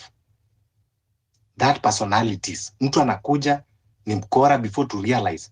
And that's why unaona hata hii nchi kama wale wa Finland, watu wa Wasingishu wameoshwa hata na makonme mengi because mtu anakuja mdanganya kidogo.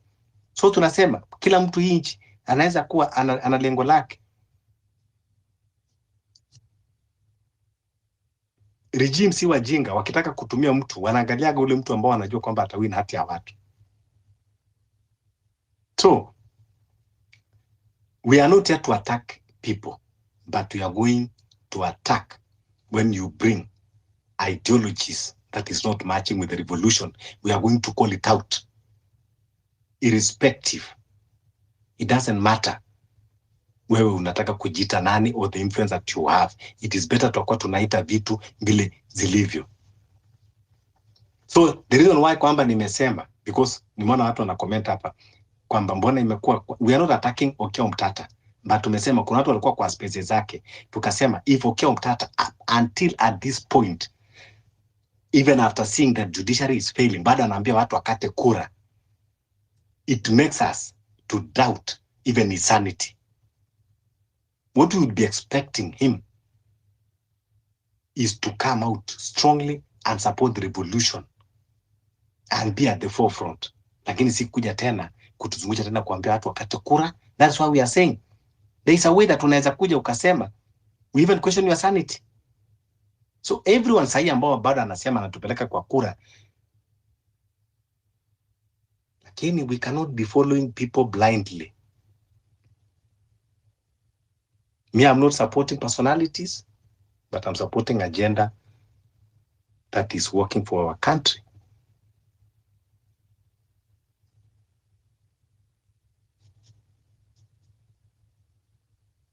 That is why Morara alikuja na ukoni yake tukamwangalia, akafumble, we call him out. So, Okiya Mtata, yes, watu wengi wanamwamini, but unajua, we have to start by seeing things on a different lens. Ndio tusiwe tunakuwa victimized kila wakati, tunaanguka, tunakuwa victim kila wakati. We need first to set our language so that we understand anyone that is coming here. So mtu akija kutuambia hapo alisema, lakini there is something that, you know, there are many other ways of which tell us those many other ways. If you want to take us to the constitution that this regime are already suspended, iko na only 3 options ya kutoa president: moja akikufa, ingine parliament. Watu yes wanaweza labda kwenda kutumia njia ndefu kuchukua signatures milioni alafu kupeleka parliament, alafu ndio parliament waendelee na procedure. It is still the same thing, parliament. Sasa hiyo ndio utatuambia kwamba ati sijui tusukume IBC ndio tuweze kumtoa.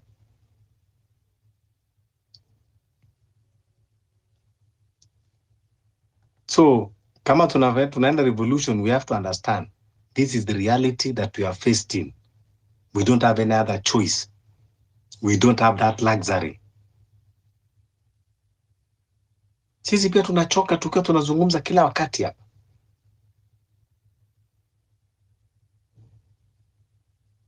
Wao wanakujaga tu wakati wanaona momentum inaanza kupick, ndio wanaanza kupeleka watu kwa different agenda. Sijui kura, wakati wewe mwenyewe jana unalia kwamba judiciary imekudisappoint, na kila mmoja ameona judiciary imedisappoint kila mmoja. Ngoja tuangalie andani kesi itaenda namna gani. Utakuja kushangaa hiyo conservatory order imekuwa lifted, ndio reality itaanza kuwa hit. 2024 bill is coming back and you are here saying that you are going to vote. Even before you are surprised, you need even to go and read that Election Act 2023 and then see what is inside before even you come and start telling people waende wakate kura. Alafu hata wale watu wanatuma watu waende wakate kura. Wakakate kura wapi? Ama IBC wanapeana kura saizi? I don't know. Anyway, please let's continue, sababu hii safari ni ndefu. You know, at some point nilikuwa nafikiria kwamba tunahitaji kufanya civic education mashambani peke yake, lakini kumbe hata huku mijini pia tunahitaji kujifanyia civic education wenyewe. Jasiri, kuja utuongeleshe ndugu yangu. Kujeni tafadhali munisaidie tu tuzungumze, because hey, kazi ni kubwa.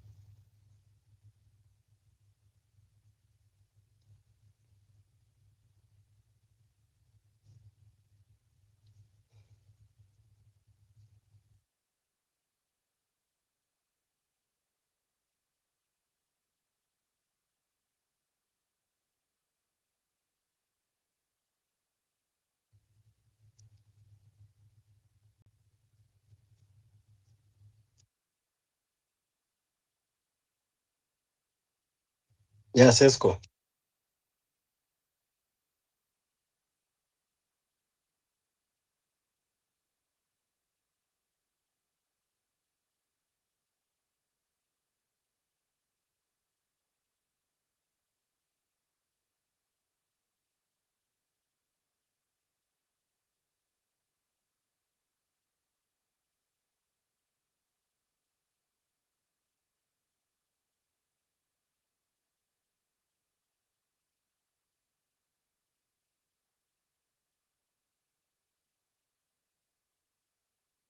Yeah, so tuendelee kuongeleshana, tuzungumze, lakini at least in all what we do, let's be realistic, let's face the reality of life and with the times that we are in. We are only faced with one option in topping out this regime. We can decide to suspend it now, tungoje, tutafute sababu. Anyway, for wale watu ambao maybe they are doubting, mimi, as long as it is a revolution, I don't have problem. For people that maybe you are doubting, you can decide as well, mngoje ifike 2027, mchukue hiyo kura hiyo ambao tunaambiwa katika hizo spaces hawa na siasa, tuchukue hiyo kura, twende tupige, alafu ndio hiyo ikuwe trigger ya kufanya sisi tukuje street. So tutakuwa tumefanya the same thing, lakini labda mungesema tu, what I can agree is maybe people kuja kusema maybe hatujapata trigger, maybe we are not triggered enough. So let's wait 2027, we go and vote, and then tunajua vile results itakweko, then we'll be triggered. But I don't think if tutaka and we are psychologically prepared knowing how results will be, that will be enough to trigger our minds, because we all agree that we will know the results as we are going to vote. So I don't know how that will trigger our minds. So, but yeah, it's our choice if we decide either to do it now or we do it immediately after the election 2027.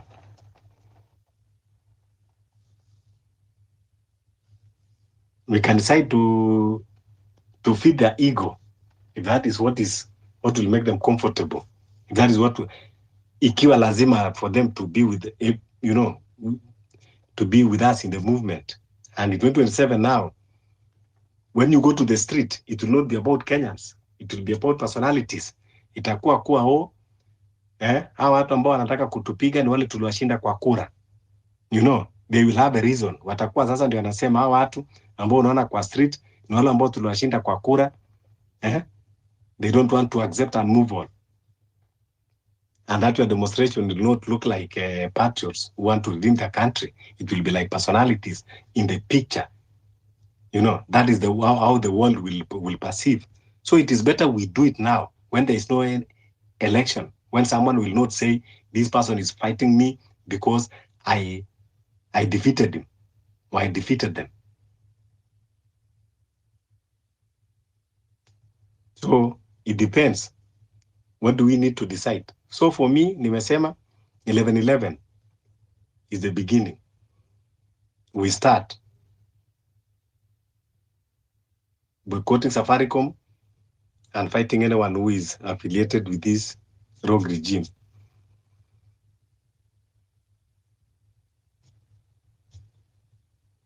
Yeah, request the mic. Akina Cyprian, tell us your mind. Tell us what are you thinking?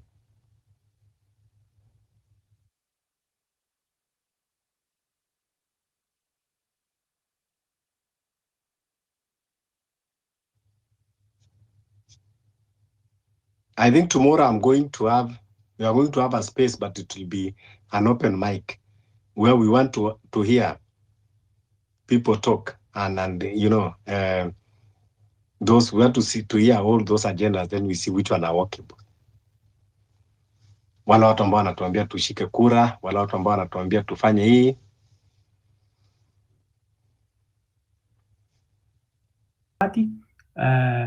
Moi alikuwa amerevuka, alitumia 92 ndio tulianza multiparty, akadivide watu kwa sababu 92 hata actually 92 alishindwa na Matiba. I'll be very brief on that history, lakini alirig, walipoenda kotini ikatupwa. Unajua that time Moi alikuwa total power, aungemshinda. Wacha sasa hii Ruto anajaribu ameanza kushika kila branch ya serikali. Moi alikuwa kila kitu, alishindwa na Matiba, lakini hata siku hizo Kibaki alitumiwa ndio agawanye central vote, alafu Matiba akaibiwa, alafu ikapotea tu hivyo tuseme. But by the time tumefika 2002, Wakenya walikuwa actually 97 Kostina 97. Sasa kila kabila ikachukua njia yake. Ngilu akona yake, Wamalwa akona yake, Raila akona yake, kila mtu akaenda. Wakenya wakaona tena 97 tumeshindwa na Moi. Alikuwa amepata now the extra 5 years atawale. Sasa lazima angetafuta mtu wa kuingiza 2002, na saa hiyo Wakenya walikuwa wameshiba, wamesema tunajaribu kutoa hii KANU, hatuwezi. Wakenya wakawaambia sasa, nyinyi opposition kama amuungani, shauri yenu hatuwapigii kura. So wakajiangalia wakasema 97 kwa hizi ma opposition watu walipata kura kivipi? Kwa sababu Wakenya tukawalazimisha muingie NAK, National Alliance Party of Kenya, okay? Mnaweza angalia kwa Google mtaona hizo historia. Alafu hiyo NAK ilipoungwa kwa lazima, wananchi wamesisitiza, tulikuwa tunangojea Raila aingie. Alikuwa na NDP saa hiyo. Okay? Raila akakataa kuingia. Last minute tukingoja uchaguzi imekaribia 2002, Raila akachukua NDP akauzia KANU. Kuna wale wazee hapo wanakumbuka. Akauzia KANU akidhani Moi lazima atoke na hakuna kigogo cha siasa KANU saa hiyo. Unajua Moi hakuwa anaacha mtu mwingine akuwe mkubwa kama yeye. He did not raise, inaitwa protege kwa kizungu. He was the total man. Lakini walipoenda, kama mnakumbuka kitu inaitwa kichinjio Kasarani, Raila akitarajia Moi atasema huyu ndio anaingia. Moi alisimama akasema huyu kijana anaitwa Uhuru ndio nimeamua. So hapo ndio vitu zilienda mrama. Raila alipoona sasa amesalitiwa na Moi, ndio alitoka wakatafuta kachama kanaitwa LDP, kwa sababu sasa tulikuwa tunasema tingatinga imemezwa na jogoo. Akaingiza NAK ikakuwa NAK. Sasa Wakenya 2002 ilikuwa tunatoa, we were not looking at who we were voting in, kwa sababu Ismail ameuliza what did we do wrong. The problem with Kenyans, we were looking at who we are voting out. So our interest was to toe KANU. So tulikuwa tunaenda tunatick 6 piece. NAK, hata mjali nani anaingia. Sasa bahati mbaya hao watu Raila alitoka nao kwa sababu wengi walikuwa KANU, Kamodho, akina nani wakakuja wakasurvive kwa sababu wameingia sasa ndani ya NAK. Ikakuwa sasa kuna ahadi ya wataenda watutengeneze katiba mpya. Hii ni historia ya zamani.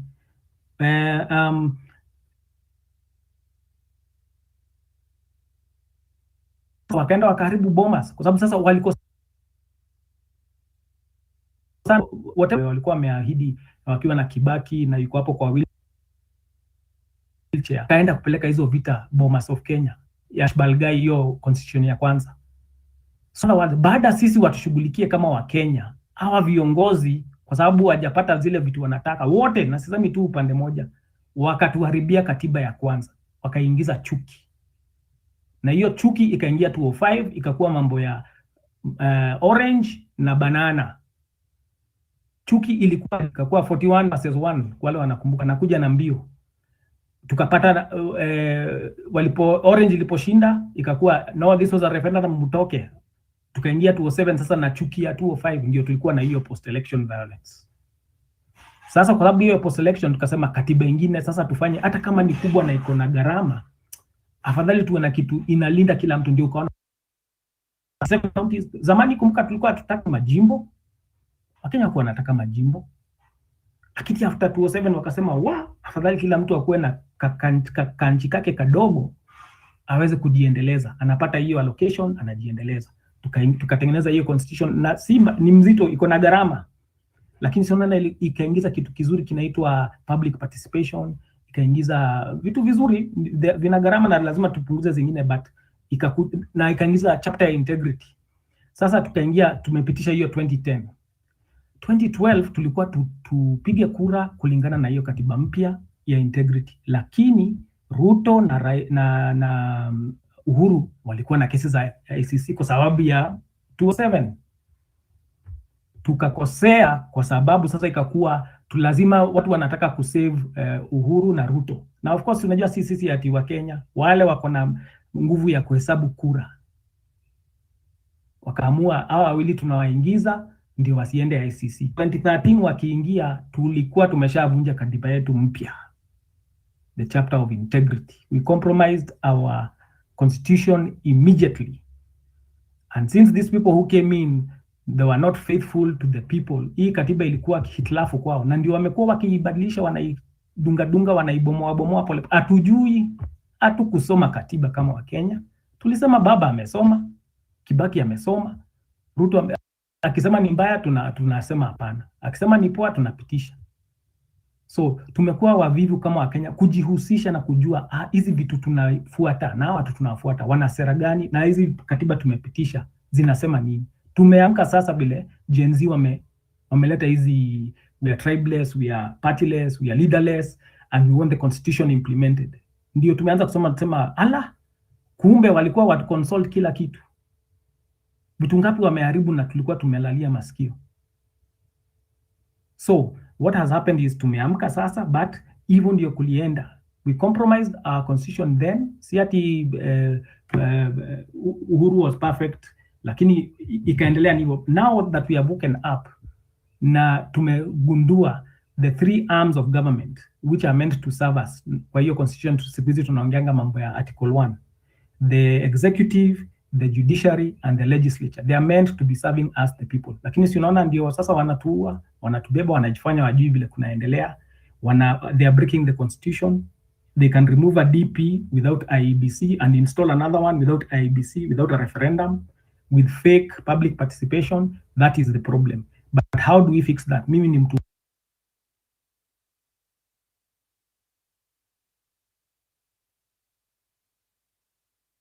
wind up Wallace. Unity back as we the people, because what happens is kila mtu anafanyanga kitu kadogo tunakosa kuachieve. So let me simplify ndio I finish in the next 2 minutes. The first thing is let's restore our patriotism.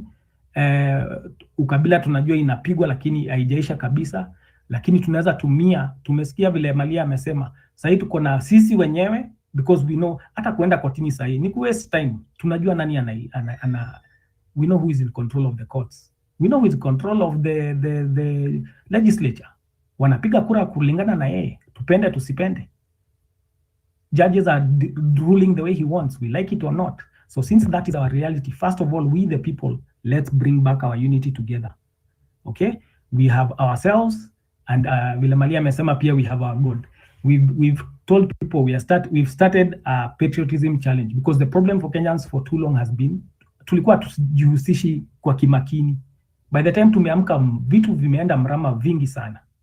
So in the patriotism challenge tunasema kwanza hebu tuwe tunaimba kila Tuesday na kila Friday saa 8 just our national anthem, alafu we declare our slogans. Na sasa we don't focus on an individual.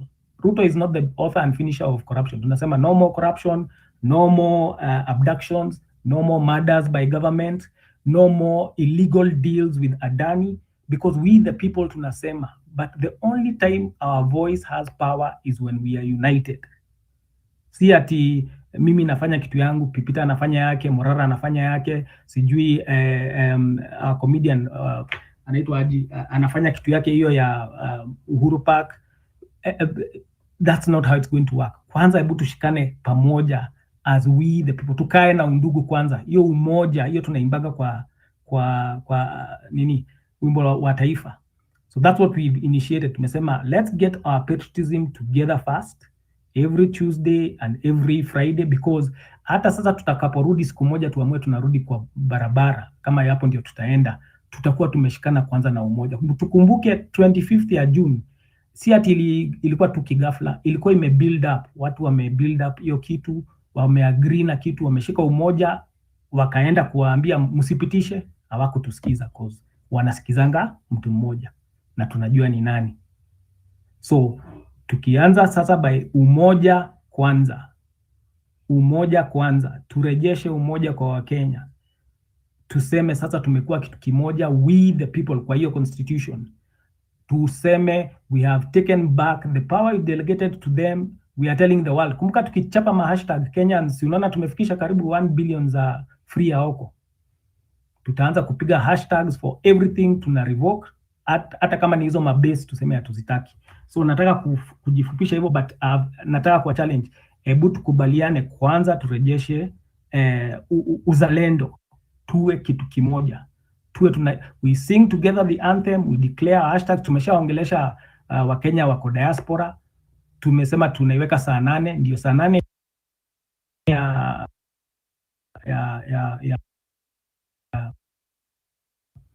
Kenya. Tuna hope of course Waislamu wenzetu wamesha swali, kama ni saa 7 saa 8 wanaweza imba na sisi. Tunataka tuimbe pamoja wimbo wa taifa. So wimbo wa taifa si wa kabila yoyote, hakuna mahali watu, na si wa kisiasa, lakini please note our anthem is magnificent. It's a prayer. So it is we the people and we believe in a creator. Majority of Kenyans believe in a creator. So nimeshukuru. Wacha nitawekea link ya nini ya hiyo. Asante Wallace for that. Asante. Let's go to Luka Matoke, and also others can also request the microphone as well. We are here for the town hall. I want to hear what Kenyans are doing and also what their thoughts on the current goings on. Luka, jambo. Habari. Mzuri sana, labda wewe. Mimi niko poa. I quickly wanted to jump in and add on what I think it was Malia that was speaking about our information with the one of the service providers, the mobile service providers. All I can tell you is that, yes, guys, these guys are giving us our information out to the DCI, to the police. Why do I say so? Even before these things started, up to last year, up to the end of last year, I used to work with Uber as a driver. Uber and Bolt, these companies, So as I was working, I had friends that I was working with, colleagues. They also had their vehicles. So one day in the morning at around 9, we go to work. There is a place where we normally used to park. Then, as I got there, one of my friends called me aside and told me, you know what?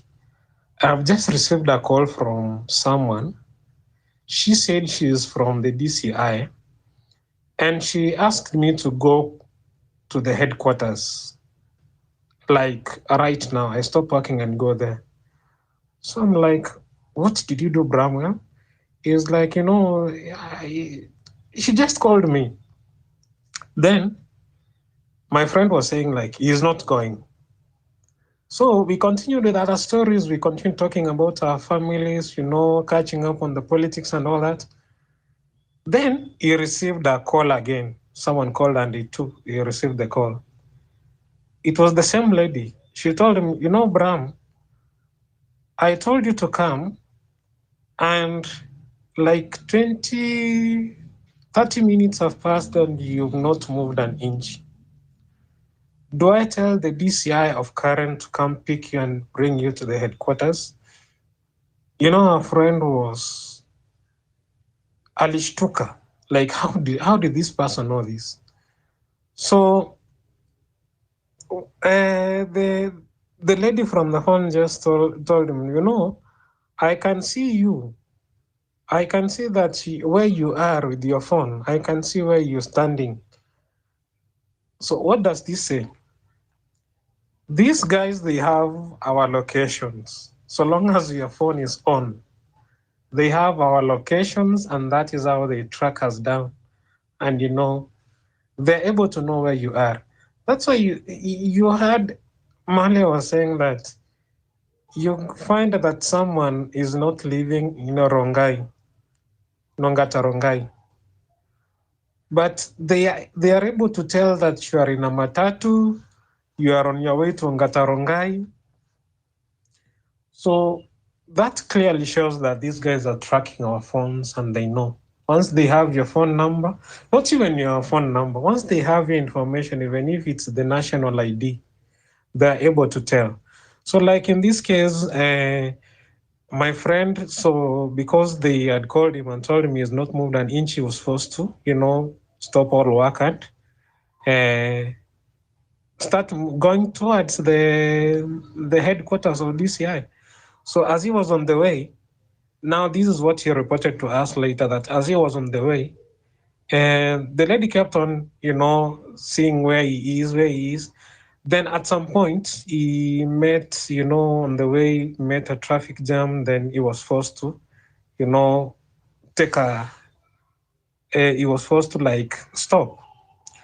So again, the lady called him and asked him, Brahman, why are you not moving?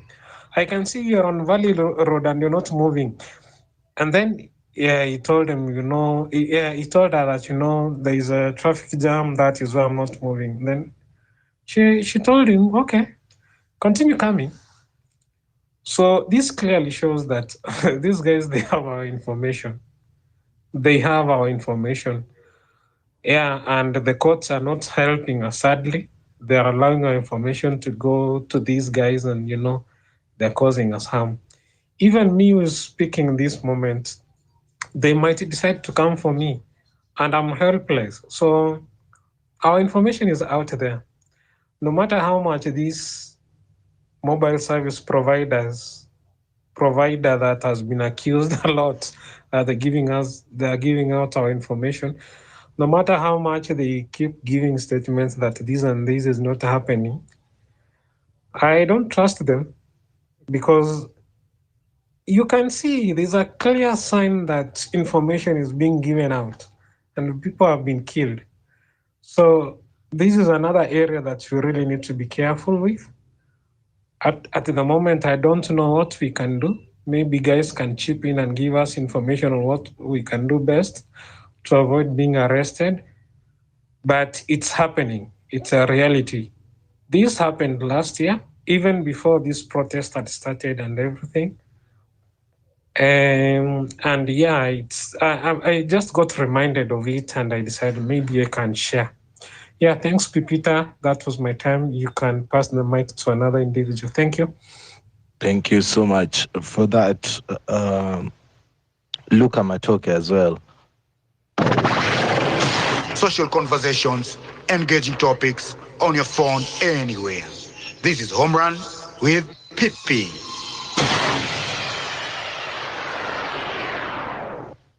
Thank you so much for tuning in to Home Run with Pippi, ladies and gentlemen. Of course, we are here to try and just get to understand where the Kenyan mind is and what we are feeling as a people, and what is our way forward. Today, the political class did their party. It's called party after party. They selected their own deputy president, and also without and that should tell you a lot, that they don't. That is how much they don't want the IEBC, because given that the speed they worked with, if they wanted the IEBC to be there so that they can confirm Kithure Kindiki professor the right way, they could be. But it seems like there is somebody who is holding that IBC hostage or over the parliamentarians. We are yet to know why or how or who. But I feel like there is an invisible hand. AC, how are you doing? Jumbo, AC. Hi, Yes, hi. You can yes, hear I can me? hear you. You have a rebuttal. Yeah, I'm back. Now, today there was someone on TikTok na alisema a very interesting thing.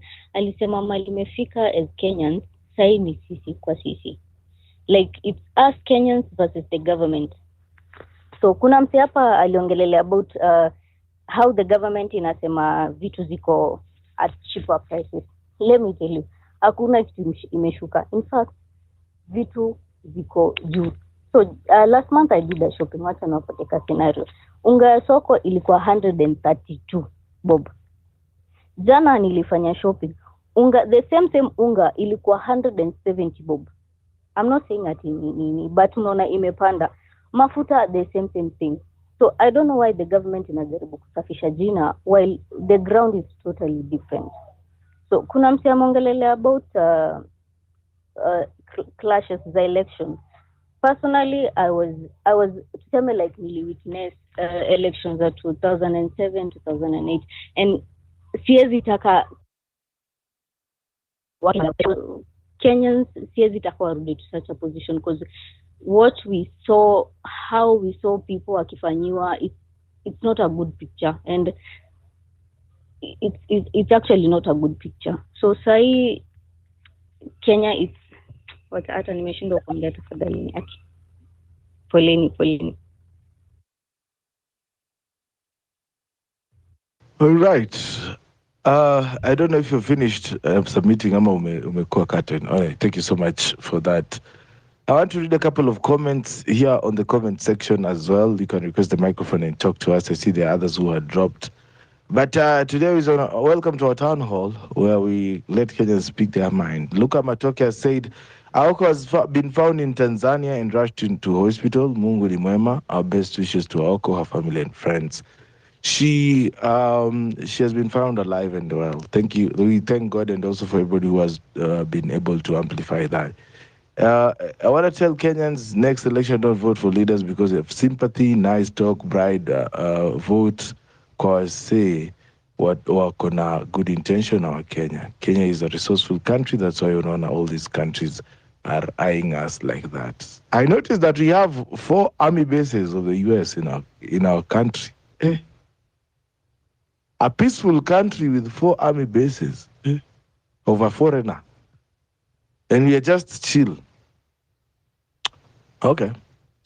Whoever is advising Ruto Aki and hater to your position, you have to place KK government into hotspot. That is AC.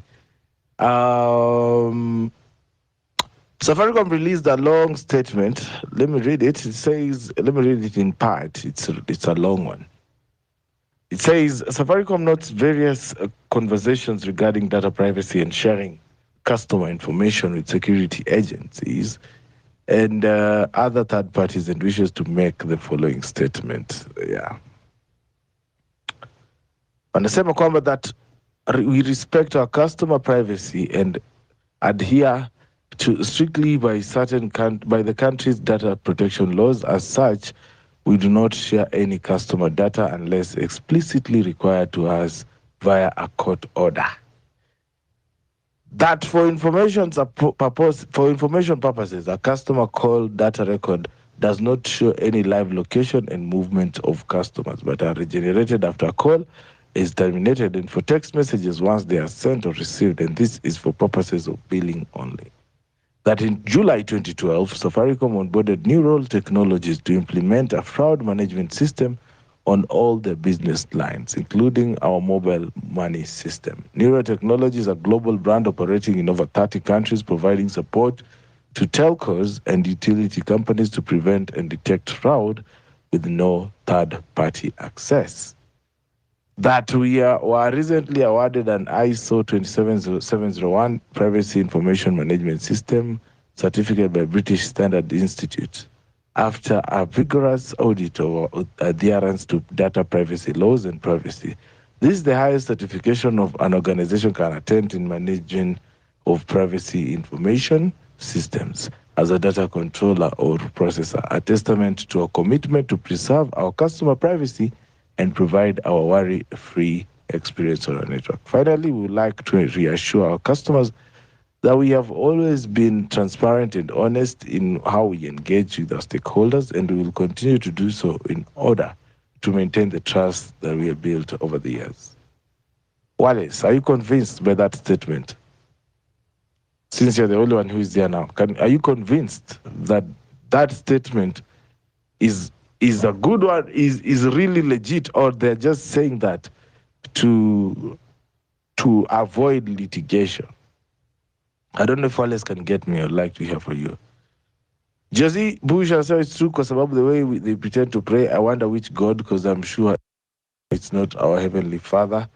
I've just seen there's a Taxpayers Day going on Uko State House. Okay, interesting. Dave Kiora said, let's have balls. We are just yapping here day in, day out. We are adopted or killed. One person to have balls, let's eliminate two, I don't understand why people, why would you even think about terrorists? You guys are idiotic, man. Eti Al-Shabaab watusaidie, you fuckers. You guys, do you know how much terrorism inafanya watu wanaishi? Some of us live in this city. What do you mean Al-Shabaab walipue watu? So we start again fearing that the seat that you're sitting in a bus could be rigged with a bomb. Idiots. Kama huwezi toka kwa street, just shut up. Kama huwezi fanya anything, just shut up. Stop being hizo kizungu zenye nani anatumia, Western Shillao, one of those. You can't be telling people to you are entertaining Mara Army, very extreme decisions without any way out for them, and it's crazy. So yeah, nisisikie tena mtu mwingine akuja kusema pastori za terrorist eti wakuja walipua hawa watu wawili. So what? How does that help us? Is it practical? Ama unataka tu useme kitu tu ufurahie. Let us get done with them. And then, what is your plan? Okay, good. Ismail, I see you back. Yeah, I agree with the previous speaker that we used to have political skirmish, post-election violence before. But what 2007 was, if the other post-election violence were a kid's play, the 2007 was a monster. That's what I meant. I don't in any way refute the claim that we used to have such challenges, even under Moi regime. So that's what I wanted to agree with Mr. Wallace, because it will be also prudent to be very factual in our talk. And I really like that comment, so that everyone can get a correct picture of how things were, especially for the younger generations who will be in the space hearing this discussion. And number two also, which I need to reiterate, is about Josephat Karanja. So Josephat Karanja was the 5th vice president, and in 1988 to 1989. So Josephat Karanja's story rings a chord or kind of resembles to Rigathi Gachagua's in some way. Josephat was under Moi, Rigathi also was under Ruto. So these were both Kikuyu vice president and a Kalenjin president. It resonates. But the second thing, they were also taken to the house to be kind of, during those days of Josephat Karanja, we used to say a vote of no confidence to be undertaken, which is the same as the impeachment issue that we are currently discussing. But my point was that apart from the 1963 liberation of the Mau Mau, other Kikuyus, and of course other Kenyans, but a big chunk, we must agree, it was coming from the Kikuyus. The second liberation, which was fight for multi-party, the connection which I wanted to make was that from 89, when Josephat Karanja resigned, and that is a big difference between Josephat Karanja and Mr. Rigathi Gachagua.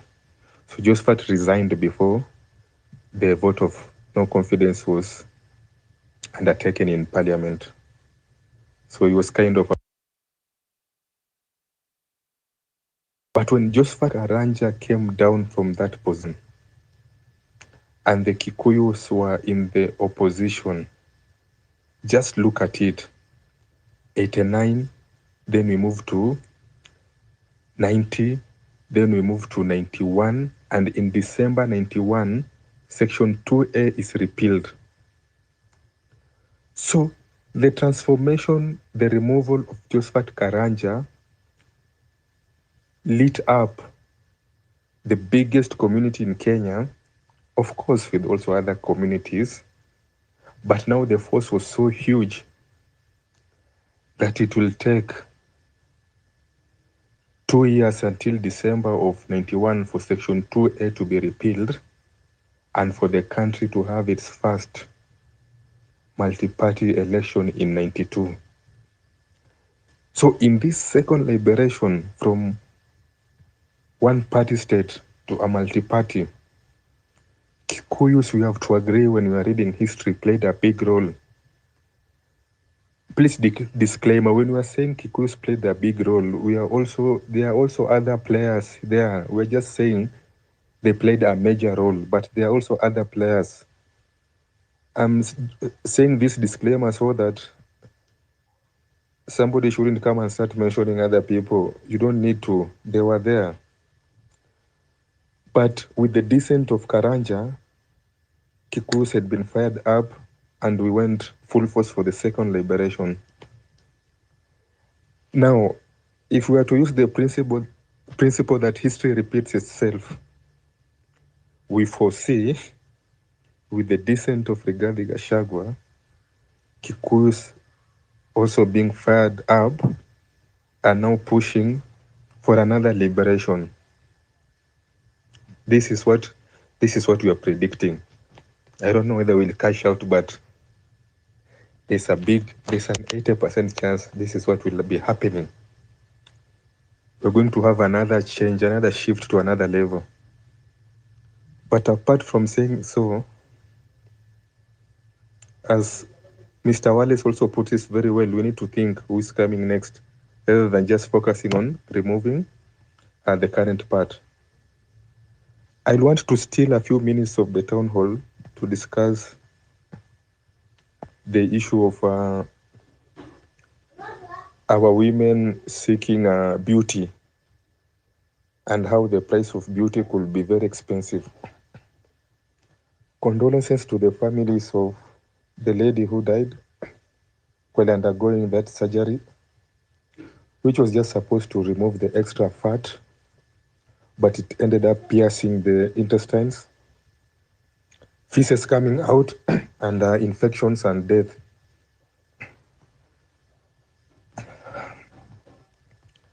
Jamani, hii urembo ambao tunatafuta, hii ni urembo gani? Ni urembo kwa sababu yako ama ni urembo kwa sababu ya wanaume? Madada zetu, tungeomba mtuambie kama sisi wanaume tunaridhika venye Mungu aliwaumba, venye Karima aliwatengeneza.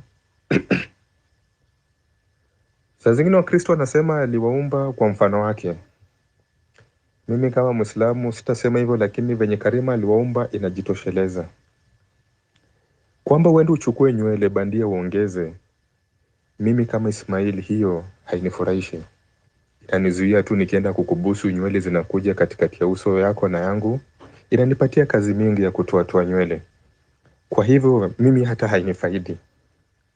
Jambo la pili, kupunguza uzito na mafuta kuna njia mbadala. Kupunguza mafuta kuna njia mbadala, itakuwa ni mazoezi, na kupunguza kiwango cha chakula cha carbohydrate. Vitu hivyo viwili vimetosha kupunguza uzito, wala hauhitaji kulipa maelfu ya pesa kwenda kupunguza uzito wako. Sasa mwanamke, unapojipamba, je, ni kwa sababu yako? Ni kwa sababu ya wananchi? Ama ni kwa sababu ya mume wako? Je, mume wako amelalamikia kwamba wewe si mweupe? Kwa sababu kuna watu wanatumia mikorogo. Sana sana ukikuja pwani, kuna harusi baada ya wiki mbili inakuja, mtu anajipaka mkorogo anakuwa ni kana kwamba ni Mwarabu. Wiki mbili peke yake. Inamaanisha unajichubua ngozi, unaharibu ngozi yako. Sasa hii maneno ya urembo, tunapotafuta urembo, inamaanisha kwamba kuna tatizo. Vile mwanamke anavyojiangalia, kuna tatizo ndani, si tatizo la nje. Na wanaume saa zingine tunachangia katika matatizo haya. Kivipi? Kwa mfano, kuna mwanamke mweusi, alafu unaenda unatafuta kidosho mwingine, binti lembelembe, binti baidha. Baidha ni mweupe. Mwanamke wako atasema, mume wangu kumbe amecheat na binti mweupe, pengine nikikuwa mweupe pengine atafurahia. Kwa hivyo ikampelekea saa zingine kujichubua ili akuwe mweupe kukuridhisha wewe. Kesho yake mwanamke wewe ni mnene, akaona mwanamume wake amecheat na mwanamke mkonde, pengine huenda akafikiria kwamba nikipunguza uzito hii nikuwe mkonde, mume wangu atanipenda. Uongo. Saa zingine labda wewe ni mkonde, ukapata mume wako amecheat na mwanamke mnono, huenda ikapelekea wanawake wengine kufikiria pengine labda ningekuwa mnene angenipenda zaidi. Dada yangu, nina nukta moja ningependa kukwambia. Mwanamume, hiyo si shida yako kwamba alitafuta mtu mweupe ama mtu mweusi ama mtu mnene ama mtu mrefu ama mfupi. Hiyo tu ni tamaa yetu kama wanaume. Sasa shida yetu kama wanaume isikupelekee kutafuta kujifananisha na wanawake wengine. Ungekuwa mrefu bado tutatafuta wafupi, ukikuwa mfupi tutatafuta warefu. Inamaanisha sasa uongeze urefu wako ama tukukate mifupi urudi mfupi. Sasa tamaa yetu kama wanaume isikufanye ukafikiria labda ungekuwa na umbo hili ama rangi lile ama hulka hii ama hulka ile, pengine mtu wako angekupenda zaidi. Hapana, hiyo tu ni tamaa yetu wanaume. Tumeumbiwa tamaa, na tamaa huwa inatuumiza na saa zingine kutupatia wake wetu shida. Sasa binti uliyekuwa hapa, tafadhali usijitie shida wala dhiki kutafuta urembo usiokuwa na kifani jamani. Ridhika na umbo lako. Tuko na misingi kama mazoezi, tuko misingi kama kudhibiti mlo wetu. Sana sana vyakula vinavyotupatia wanga ama energy ama nguvu kama carbohydrates. Tukizipunguza, tutapunguza uzito. Unaweza kuwa pia ukifunga siku moja ukiruka nyingine, itasaidia. Mwisho, mtu huyu anapokufa hii wiki, kuna watu fulani walikuwa wamekufa baadaye. Kusema kweli sina hakika, lakini duru za kuaminika zinasema kulikuwa na watu wengine pia walikuwa wamefariki katika kliniki hiyo ama spa hiyo. Mbona haikufungwa? Labda haikufungwa kwa sababu ya ufisadi. Hii inamaanisha kwamba ufisadi ikitokea, isipodhibitiwa, itarudi na kuathiri watu wengi, hata wale wa tabaka la juu. Mwisho tena ningependa kumalizia nikisisitiza, wanaume sisi katika hulka yetu tunavutiwa na wanawake ainati tofauti. Saa zingine tunapenda weupe, baada ya muda tunakuwa na tamaa tunapenda weusi, baada ya muda tunajaribu kutafuta wafupi, baada ya muda tunajaribu kutafuta warefu. Kwa kifupi, vile Mwenyezi Mungu ametuumba sisi, ametuwekea mtihani mkubwa kwa wanawake. Sasa madhaifu yetu, mapungufu yetu yasikufanya wewe ukaenda ukafuatilia hizi hulka ukijaribu kuzifata kwamba pengine atakupenda zaidi ukiwa mkonde, ukiwa mweupe ukajichubua ngozi, tafadhali, hiyo si shida yake. Lakini kama labda shida iko upande wako kwamba unajiangalia katika kioo na ufurahishi na mtu ambaye unamuona katika kioo, tunakubali kwamba lazima utafute tiba ya kisaikolojia pia. Lakini kama ni lazima tupunguze uzito, ni kweli tunakubaliana uzito mkubwa ni gharama. Uzito mkubwa itakupelekea upate ugonjwa wa kisukari, uzito mkubwa itakupelekea upate ugonjwa wa pressure. Hata sisi tunahimiza upunguzwe. Kwa hivyo ukienda kwa nutritionist, daktari wa lishe bora, atakupangia ratiba ya vyakula kadhaa ambavyo utakula na upate uzito wako kama wa kitambo. Lakini mambo ya kwenda kufanya upasuaji, kutia sahihi kwamba nimeelezwa kwamba procedure hii inaweza kuwa na madhara na nimekubali, nimesoma na kuelewa masharti ya daktari na natia sahihi kwa mkono wangu nikiwa mtimamu mwenye akili kwamba nimekubali kufanya upasuaji wa namna hii, saini hapo na tarehe. Kusema kweli jambo kama hilo ni la kutisha, kwa sababu mama huyu kama alikuwa ni mzuri wa afya, lakini leo tunapoteza mtu ambaye tayari alikuwa ni mzuri wa afya, hana kasoro wala dosari kwa viungo vyake, ila tu ni kutafuta tu urembo. Jamani, hata tukitafuta urembo tutafute katika njia ambayo ni ya kibinadamu, njia ambayo ni ya kawaida kama lishe na kama mazoezi. Shukran sana Bwana Pipita kwako kwenye studio. Asante sana Bwana Ismaili. Naona kuna mtu anaitwa Mugala alikuwa ajaribu kuja kwenye mic. Mwingine anaitwa nani? Nilikuwa nimeona Mugala na Malia akijaribu kuja kwenye mic. So if you can make it to the mic, request the microphone and I'll give you the chance to speak. Whatever Ismail is pointing out is very serious, because a clinic which is registered. Now listen to this, how crazy that is. If you don't know what Ismail is talking about, there's a clinic somewhere which was registered in the name of, what do they call it? Counseling services or so of the sort, yeah. So in that counseling services space, they have now decided to do what we call cosmetic surgeries. Yeah. So in the process of doing cosmetic surgeries, one of the patients, who is now this blogger, died. And it was crazy because they're saying like food, intestines zake zili leak. I'm not a doctor, but that should be a very painful death. And as Ismail is saying, you might think, huyu jamaa anasema nini? But I think it's very important to also talk to people that you are beautiful the way you are. Jikubali. Lakini mkipata ya masikio mniambia. Ukweli sitatoka Kenya na hii masikio kama imejificha hivi. Hata nimeogopa kwenda kupigwa picha ya DV Lottery because hiyo pesa ile tunaenda nikule nyama hapa Baraka Rescue. Because hiyo masikio haipatikani.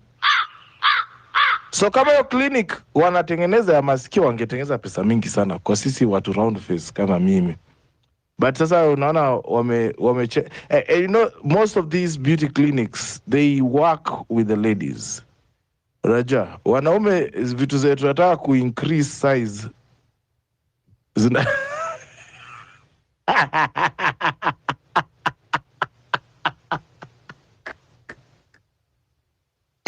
This is Home Run with Pipi. Yenye wanaume wanataka kuongeza size, haitaki hiyo chemistry. Hizo wanazipataga kwa duka. Social conversations, engaging topics on your phone anyway. This is Home Run with Pipi. How is this show free, man? Yeah, you're listening to Home Run with Pipi. Make sure you umeingia pale hivi kwenye Tifja. Watu wangu, it's the end of the month pale hivi kwenye Tifja line yetu. If you can support us, help us get to keep this space running. We'll really appreciate that. Kwa sasa TJ iko kwa 00. Nimefikiria tu sahi ama mimi pia niende hiyo surgery. Unajua labda nikiongeza size alafu nifungue account, unajua ya OnlyFans, because hapa X haina benefits honestly, tuambiane ukweli. Sasa wewe kila siku tip.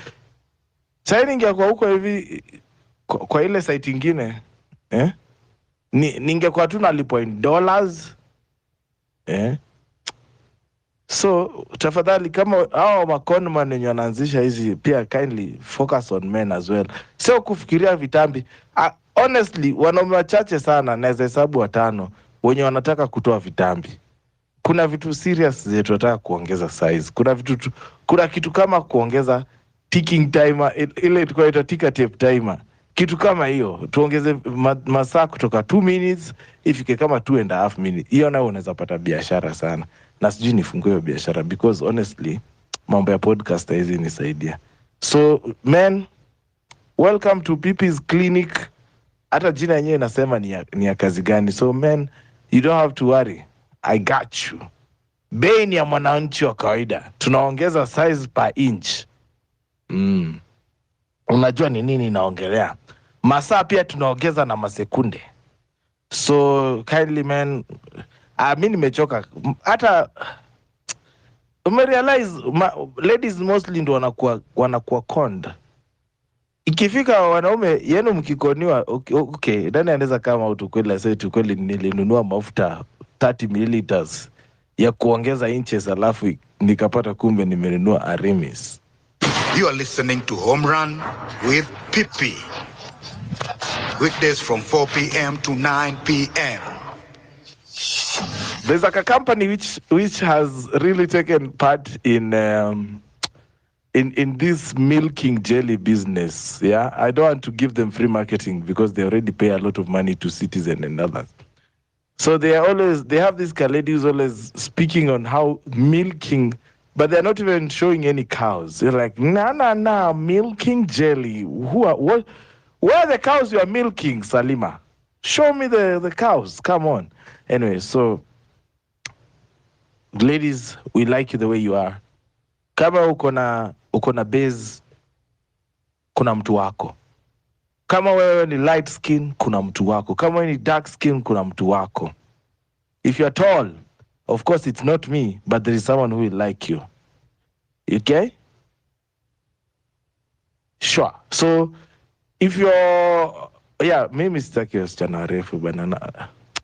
I am too stubborn. I don't want someone to anza nipiga ngoto from above. I want to see her coming. You know what I'm saying? Every time. Okay, good.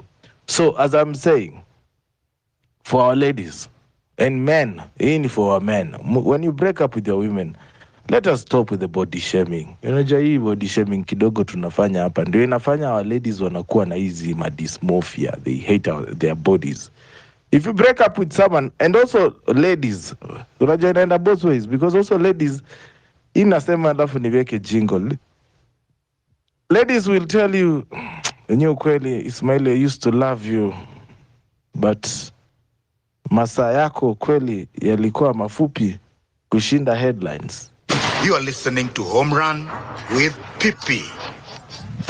Weekdays from 4 p.m. to 9 p.m.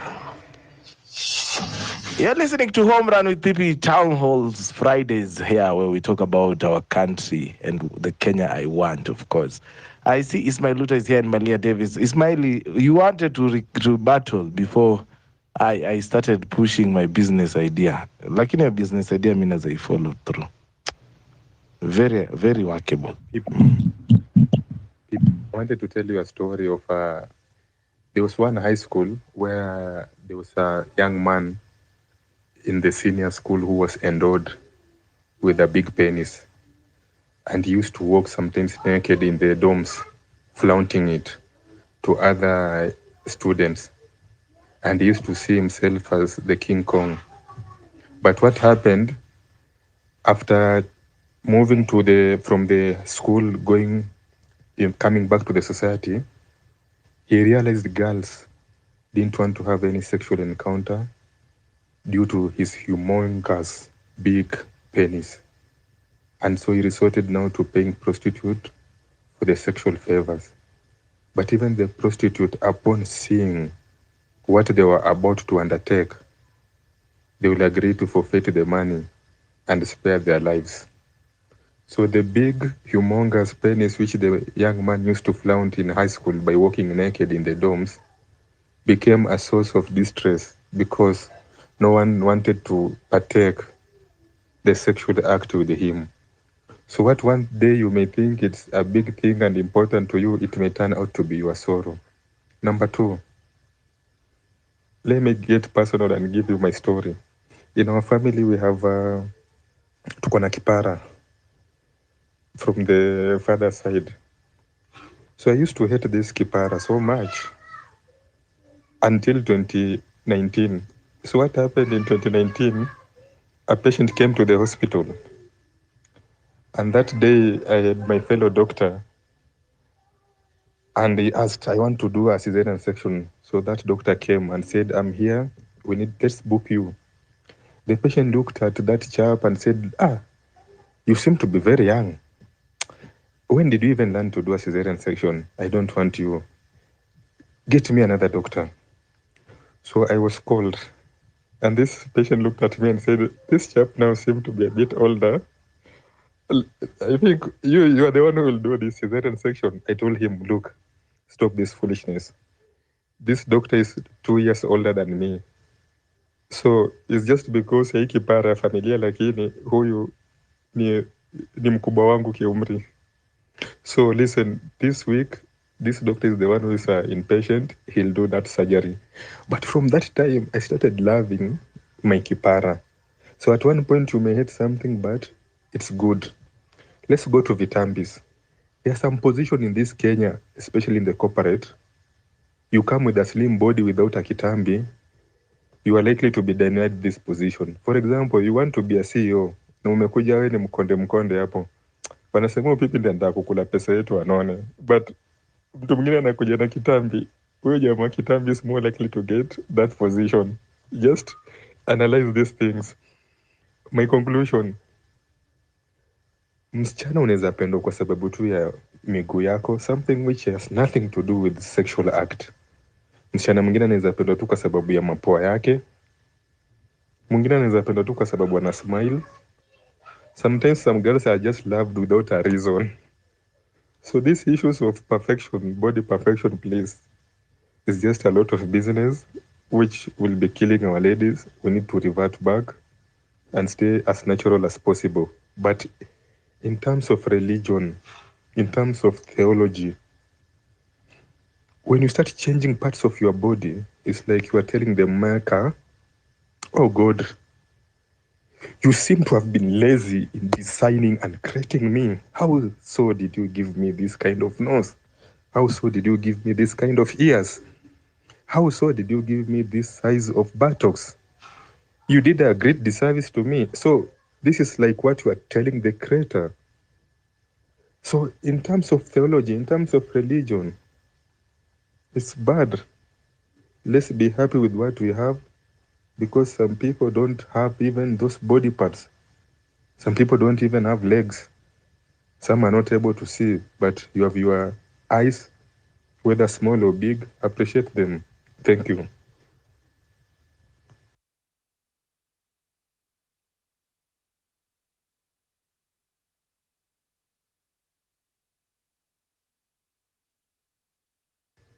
Pipi, are you there? Oh, Malia, you can proceed. Thank you. Okay, I understand that we are discussing about people not being satisfied with the way they look and all that, but there's a bigger problem with this issue which we are not seeing. The company called Body by Design, the license that it has is a license of, they are not supposed to be doing operations, major operations like that one for this lady, which was done on the abdomen, which is called liposuction. They are not supposed to be doing that kind of an operation. They don't have the license for that. On top of that, the doctor who did that operation is not a licensed surgeon. So he's just a doctor. He's not a licensed surgeon. No wonder he messed up.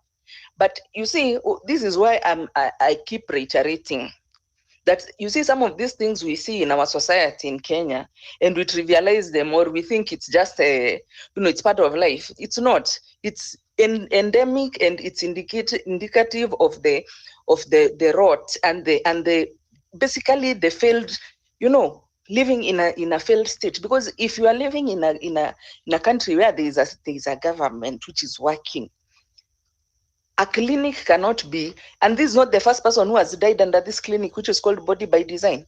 Last time there was a lady who died, I think a year or 2 years back. She was being done a breast enlargement operation. She died. In this case, I understand when she started even having problems, instead of calling an ambulance to take her to the hospital, they had to wait for the doctor to come and take the lady, or I don't know, he had switched the phone off.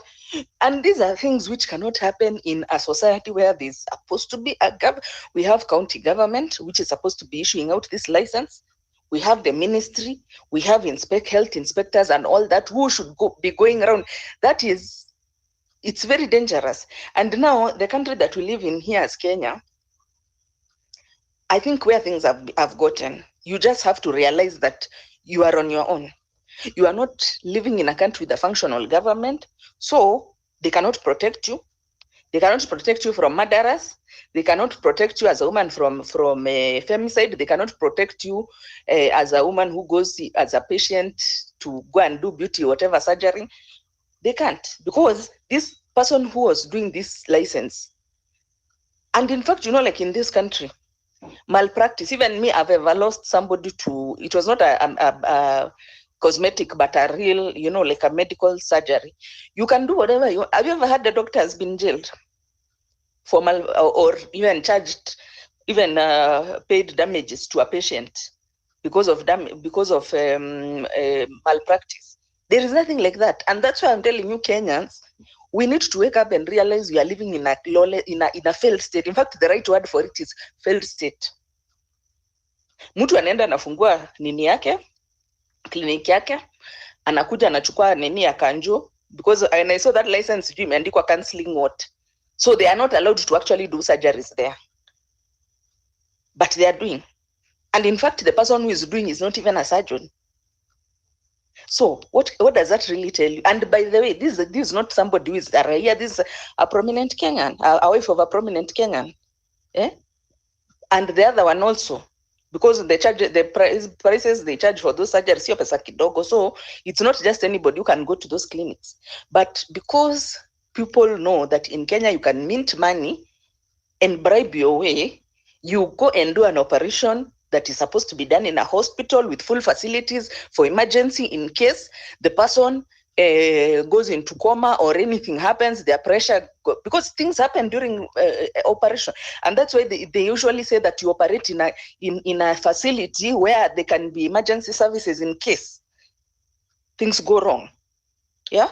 But now mtu anaenda anachukua nini a place, a clinic somewhere, anachukua nyumba tu from a commercial building, unaweka some machines there, then you bring somebody who is not even a surgeon, who is not even experienced, because munataka hiyo pesa, and there's nowhere you'll be. And mark my words, the doctor who did this, if this was in a country with our functional government like America, this is a very serious case. This guy by now he would be in jail behind bars. He would be sentenced to jail and he would pay damages to this family. And that clinic would be closed for endangering lives of people. Instead, this is a clinic which has already killed another woman with breast enlargement surgery. They also did it in the same facility. They didn't, when things started not working out, instead of rushing, getting ambulance to rush her to the hospital, they dilly-dallied there trying to hide their mistake until the woman died. So we can't continue like this, Kenyans, let me tell you, because you see, this is what happens when people are in a failed state. Sio medical. Mimi saizi naweza amua I go and open my nini ya kufanya whatever I want to do. Niende ni bribe watu kanjo, wanipatia license that I'm a clinic, I don't know for what. Then I go and get just mtu mwenye ametoka med school kuja ufanye hii procedure, wacha nikuonyesha venye inafanywa. Then we kill somebody. We don't even feel any fear. I mean, we don't, and when I tell you Kenya where I've reached, you don't even value human life. You are a doctor, you know that mtu akianza kupata complications post-op, you are supposed to rush them to the hospital. You are even supposed to be in a facility which can be able to sort them. But if you are not, you're supposed to get an ambulance, rush the person to hospital to save their life. But wewe hauna hiyo. You are like, this is Kenya. Kwani watanipeleka wapi? This is Kenya. We'll just bribe our way. This is Kenya. Hata ikienda kotini, will bribe the church. That is, so when I tell you this country is a failed state, or we are heading on that lane of being like Akina DRC and Somalia and the rest. Okay, it may not be to that extent, but the things which are happening, one thing after the other, and that's what it's indicative of. Munafanya things outside the judiciary, outside of the constitution. If you are a medic, you just go and open you know, like the one for Irimo, you remember the gynecologist who was raping women he's not even a gynecologist, he's a nurse, and he was dragging women and then raping them when they're under medication, when they are sleeping. So when I tell you hatuwezi endelea hivi, because if this can happen to a prominent, what about ule mwananchi wa chini mwenye anaendaga tu kwa kibanda ya hospital because hana pesa ya kwenda kwa major hospital, maybe anaenda kwa, that's why do we pay taxes in this country? Why do we have health inspectors? Wanatakikana waende. In fact, if this was the first case tungesema, this is a second case and not far back. So what happened the last time when mwanamke alikufa hapo akifanywa breast enlargement and nothing was done? There was nothing. And now here is another one amekufa because of it's being called what? Hiyo ya kutoa mafuta kwa tumbo. Kenya, we cannot continue like this, by the way. It's either we have a government who we are paying taxes to protect us and to do the work of government. Ama basi, if it is like that, whereby we don't have, if today your daughter is murdered like that MCS woman, you can't get redress. If today a doctor who is masquerading to be a surgeon comes and does whatever, you will not be able now to do, you cannot take them to court, you cannot do anything. Ukiwapeleka kotini, they just bribe. They bribe in city council to, when the inspectors come there, they have a license which is not supposed to be for doing those kinds of things. In a normal country, that's a very serious issue. It is Sonko who I'm seeing putting on the internet that this is somebody who is not allowed to do operation, and even that clinic is not supposed to do that kind of a procedure there, and the kind of things that they did. Wengine, it even goes to an extent, daktari anajua amebotch, then anazima simu. What does that tell you? Umetoka kuharibu mtu, you know this person even probably will not make it out, then unazima simu. What does that tell you? You know you are living in a lawless country, in a failed state. Vienye mtu DRC anaweza fanya hivyo because anajua kwani utanipeleka wapi? Hakuna serikali. There's no accountability. So long as I'm minting my money, I mint my money from these women, and then after that nilipe kickback. I'm very saddened by the trend that we are going. But let me tell you, from now onwards, this is just a tip of iceberg. Unaona hizo vitu zote zinaweza kuja. Femicide, mara ni hii mambo ya Kindiki going against the constitution, ndio huyu sasa mwingine amekufa, the second person in the same clinic. This is what you can expect under this government.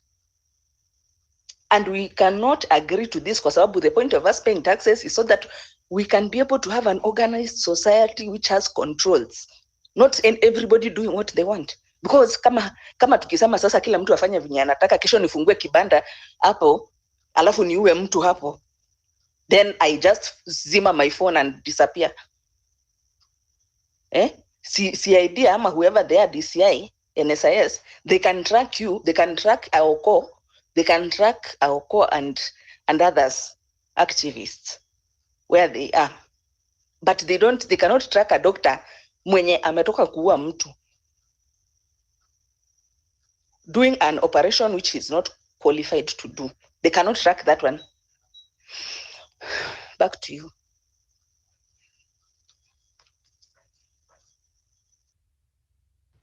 Thank you so much, Malia, for raising that concern Of course, the statistic that has really shook me so much is that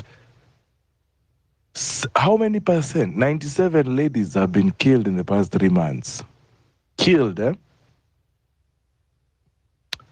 They're not saying if it's serial killers on the loose. It's just a news piece.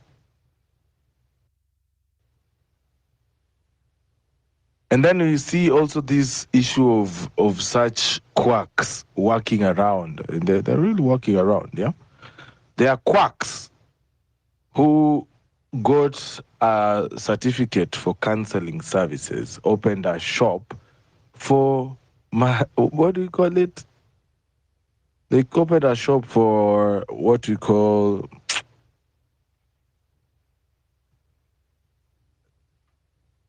beauty services, and they were doing liposuction. Now you see, these procedures they are very expensive because they're what we call beauty procedures, yeah. And I don't understand how that procedure was done inside. It's like a massage parlor. Let's just call it as is. It's a massage parlor, yeah. But sasa if you look at it again, watu wenye wanapoteza hapo pesa ni millionaires ndo wanatagetiwa, because I don't think there's a situation where you find someone from the ghetto affording 1.5 million for a liposuction. So it definitely is, it is targeted to a specific demographic, or what we call age, financial level, yeah. So Malia, there's also that we also need to be alive to that fact that there are people who actually wanajiweza ndo wanatagetiwa hapa, unaona. And why? Because they know, okay, these ones wanaweza toa pesa, otherwise they wouldn't be targeting them, right? Pipita, let me ask you something. Whether you have money or not, don't you have a right as a citizen of this country who pays taxes in this country, yeah, to feel safe that if I go to a hospital or if I go to a place where they say they are doing this, then they will do that, and if I will be given a doctor, it's a qualified doctor. But you see, in our country, and this is not only cosmetic surgery. Let's not trivialize it because it's cosmetic surgery. This country, I can tell you, I've grown up in this country. This is a country whereby you enter in a hospital, even just a normal hospital, these private hospitals. Mtu anaangalia cover yako, anaanza kupiga mahesabu. Yes, mtu ako na cover ya 1 million ya inpatient, what can I do to be able to mint that money? You know, because of the lawlessness which is in this country, and that's why I'm telling you, this lawlessness may permeate to all spheres of society, to the extent that sahi we are living in a kind of environment kama nchi yenye haina serikali. Because I can assure you, if something like this happened, for example, in Rwanda, those guys by now, they would all be in jail, starting from the owner of the business. Everybody wangekuwa ndani, waiting now for the case to go on, because that is murder. That is murder. There's nothing else. If me, I'm not qualified to do an operation, na nikuja nikufanyia operation Pipita, that is not manslaughter. That is murder. You are supposed to be either death sentence, ama whatever. Because how? So, Pipita, what I'm telling you, I've been in this country, and let me tell you, you are not safe. You're even in a hospital itself, you are not safe, particularly private hospitals.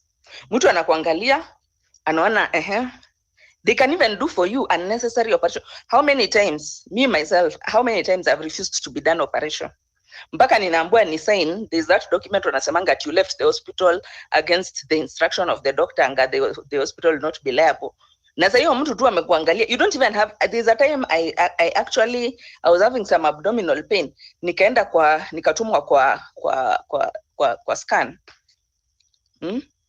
Wakafanya scan, there's nothing, and then the doctor is still insisting there ati anataka kunioperate. Nikamuuliza, unataka kuoperate nini na scan is showing nothing? You know, Other times you find maybe you are just having a small toothache, unaenda kwa dentist, anakwambia I want to do for you root canal. Root canal for what? Just because it will make him money at my expense. How many people wamefanyiwa unnecessary surgeries in this country? This country right now, even when you're going under the knife, you are not even sure kama utatoka. Haven't you had cases whereby mtu ameenda amefanyiwa CS, the next time akienda hospitali anagunduliwa she only has one kidney, ameibiwa kidney. Hapo ndio tumefika. And that's why I'm telling you, when you live in a country which is going to be which is deteriorating and descending into anarchy and lawlessness, becoming a failed state, these are the things. Ama hujasikia hiyo kitu ati unaingia kwa operation unatoka na kidney moja. Sometimes hata wanakuambia ufanye operation and there's no need, and they charge you for the operation and they still steal your kidney. Things are not good in this country. In fact, me nowadays, hata ninaambiaga watu, better take care of your health. Take care of your health so that you'll not be having to deal with this doctor, because everybody has capitalized on this madness, capitalistic madness, which is in this country of making money at all costs. There's no conscience in this country. And you see, conscience, it has to be brought on by who? By our faith, the churches, and by the state. If the churches, they're also in a money minting operation, what do you expect? If the state itself, it doesn't give a damn, it can sell it's willing to even sell its people, so long as mtu atajirike, because that's how we have become. Their countries, at US and Western countries, they are capitalistic, but there has to be order. There has to be order. We cannot just be living like watu wenye wanaishi pali yenye kila mtu anafanya chenye anataka, because the bottom line is the money. So long as you make the money, it doesn't matter what you do, and there's nobody who is going to stand as government and tell you, no, you cannot do ABCD, and if you do this, we are going to do this. But now, if at all everything is compromised, the police is compromised, the courts are compromised, those so-called health inspectors, wale wenye building inspectors who are supposed to make sure that a building is good so that it doesn't collapse on people, they are compromised. Bora wamelipwa pesa, the people who will be collapsed for in that building, shauri yenu, nyinyi ndio hamna pesa. So Kenyans, what I can tell you, let's not trivialize these things that we are seeing. Right now, by the way, I can tell you, Mimi, and by the way, I have my own best friend, alienda Nairobi hospital, she had an ear infection. Mama mwingine Msomali, she's my very good friend. Akaambua, she had just ear infection. Daktari kuona kuna pesa kwa nini kwa kadi, he's like, wacha tukufanya operation. She did not even need an operation. She went in for the operation, wakamtoa eardrum. Now she's deaf in one ear, anatumia hearing aid, Nairobi hospital. So when I tell you that in this country hakuna mtu mwenye ako safe, it is actually what is there, the fact. Whether you have the money, whether you don't have the money, we are all in danger when we are living in a failed state with systems which are not working for us, because the whole point of us having a government, sio kutajirisha watu, it's to protect ourselves, our interest, because me as a citizen, I can't go and protect myself from a rogue doctor or a rogue clinic. The government is there to do it for me, so that when I go to a clinic, I know that I'm safe, that the government has checked this clinic, it is good, it's okay. The doctor who I'm being given is a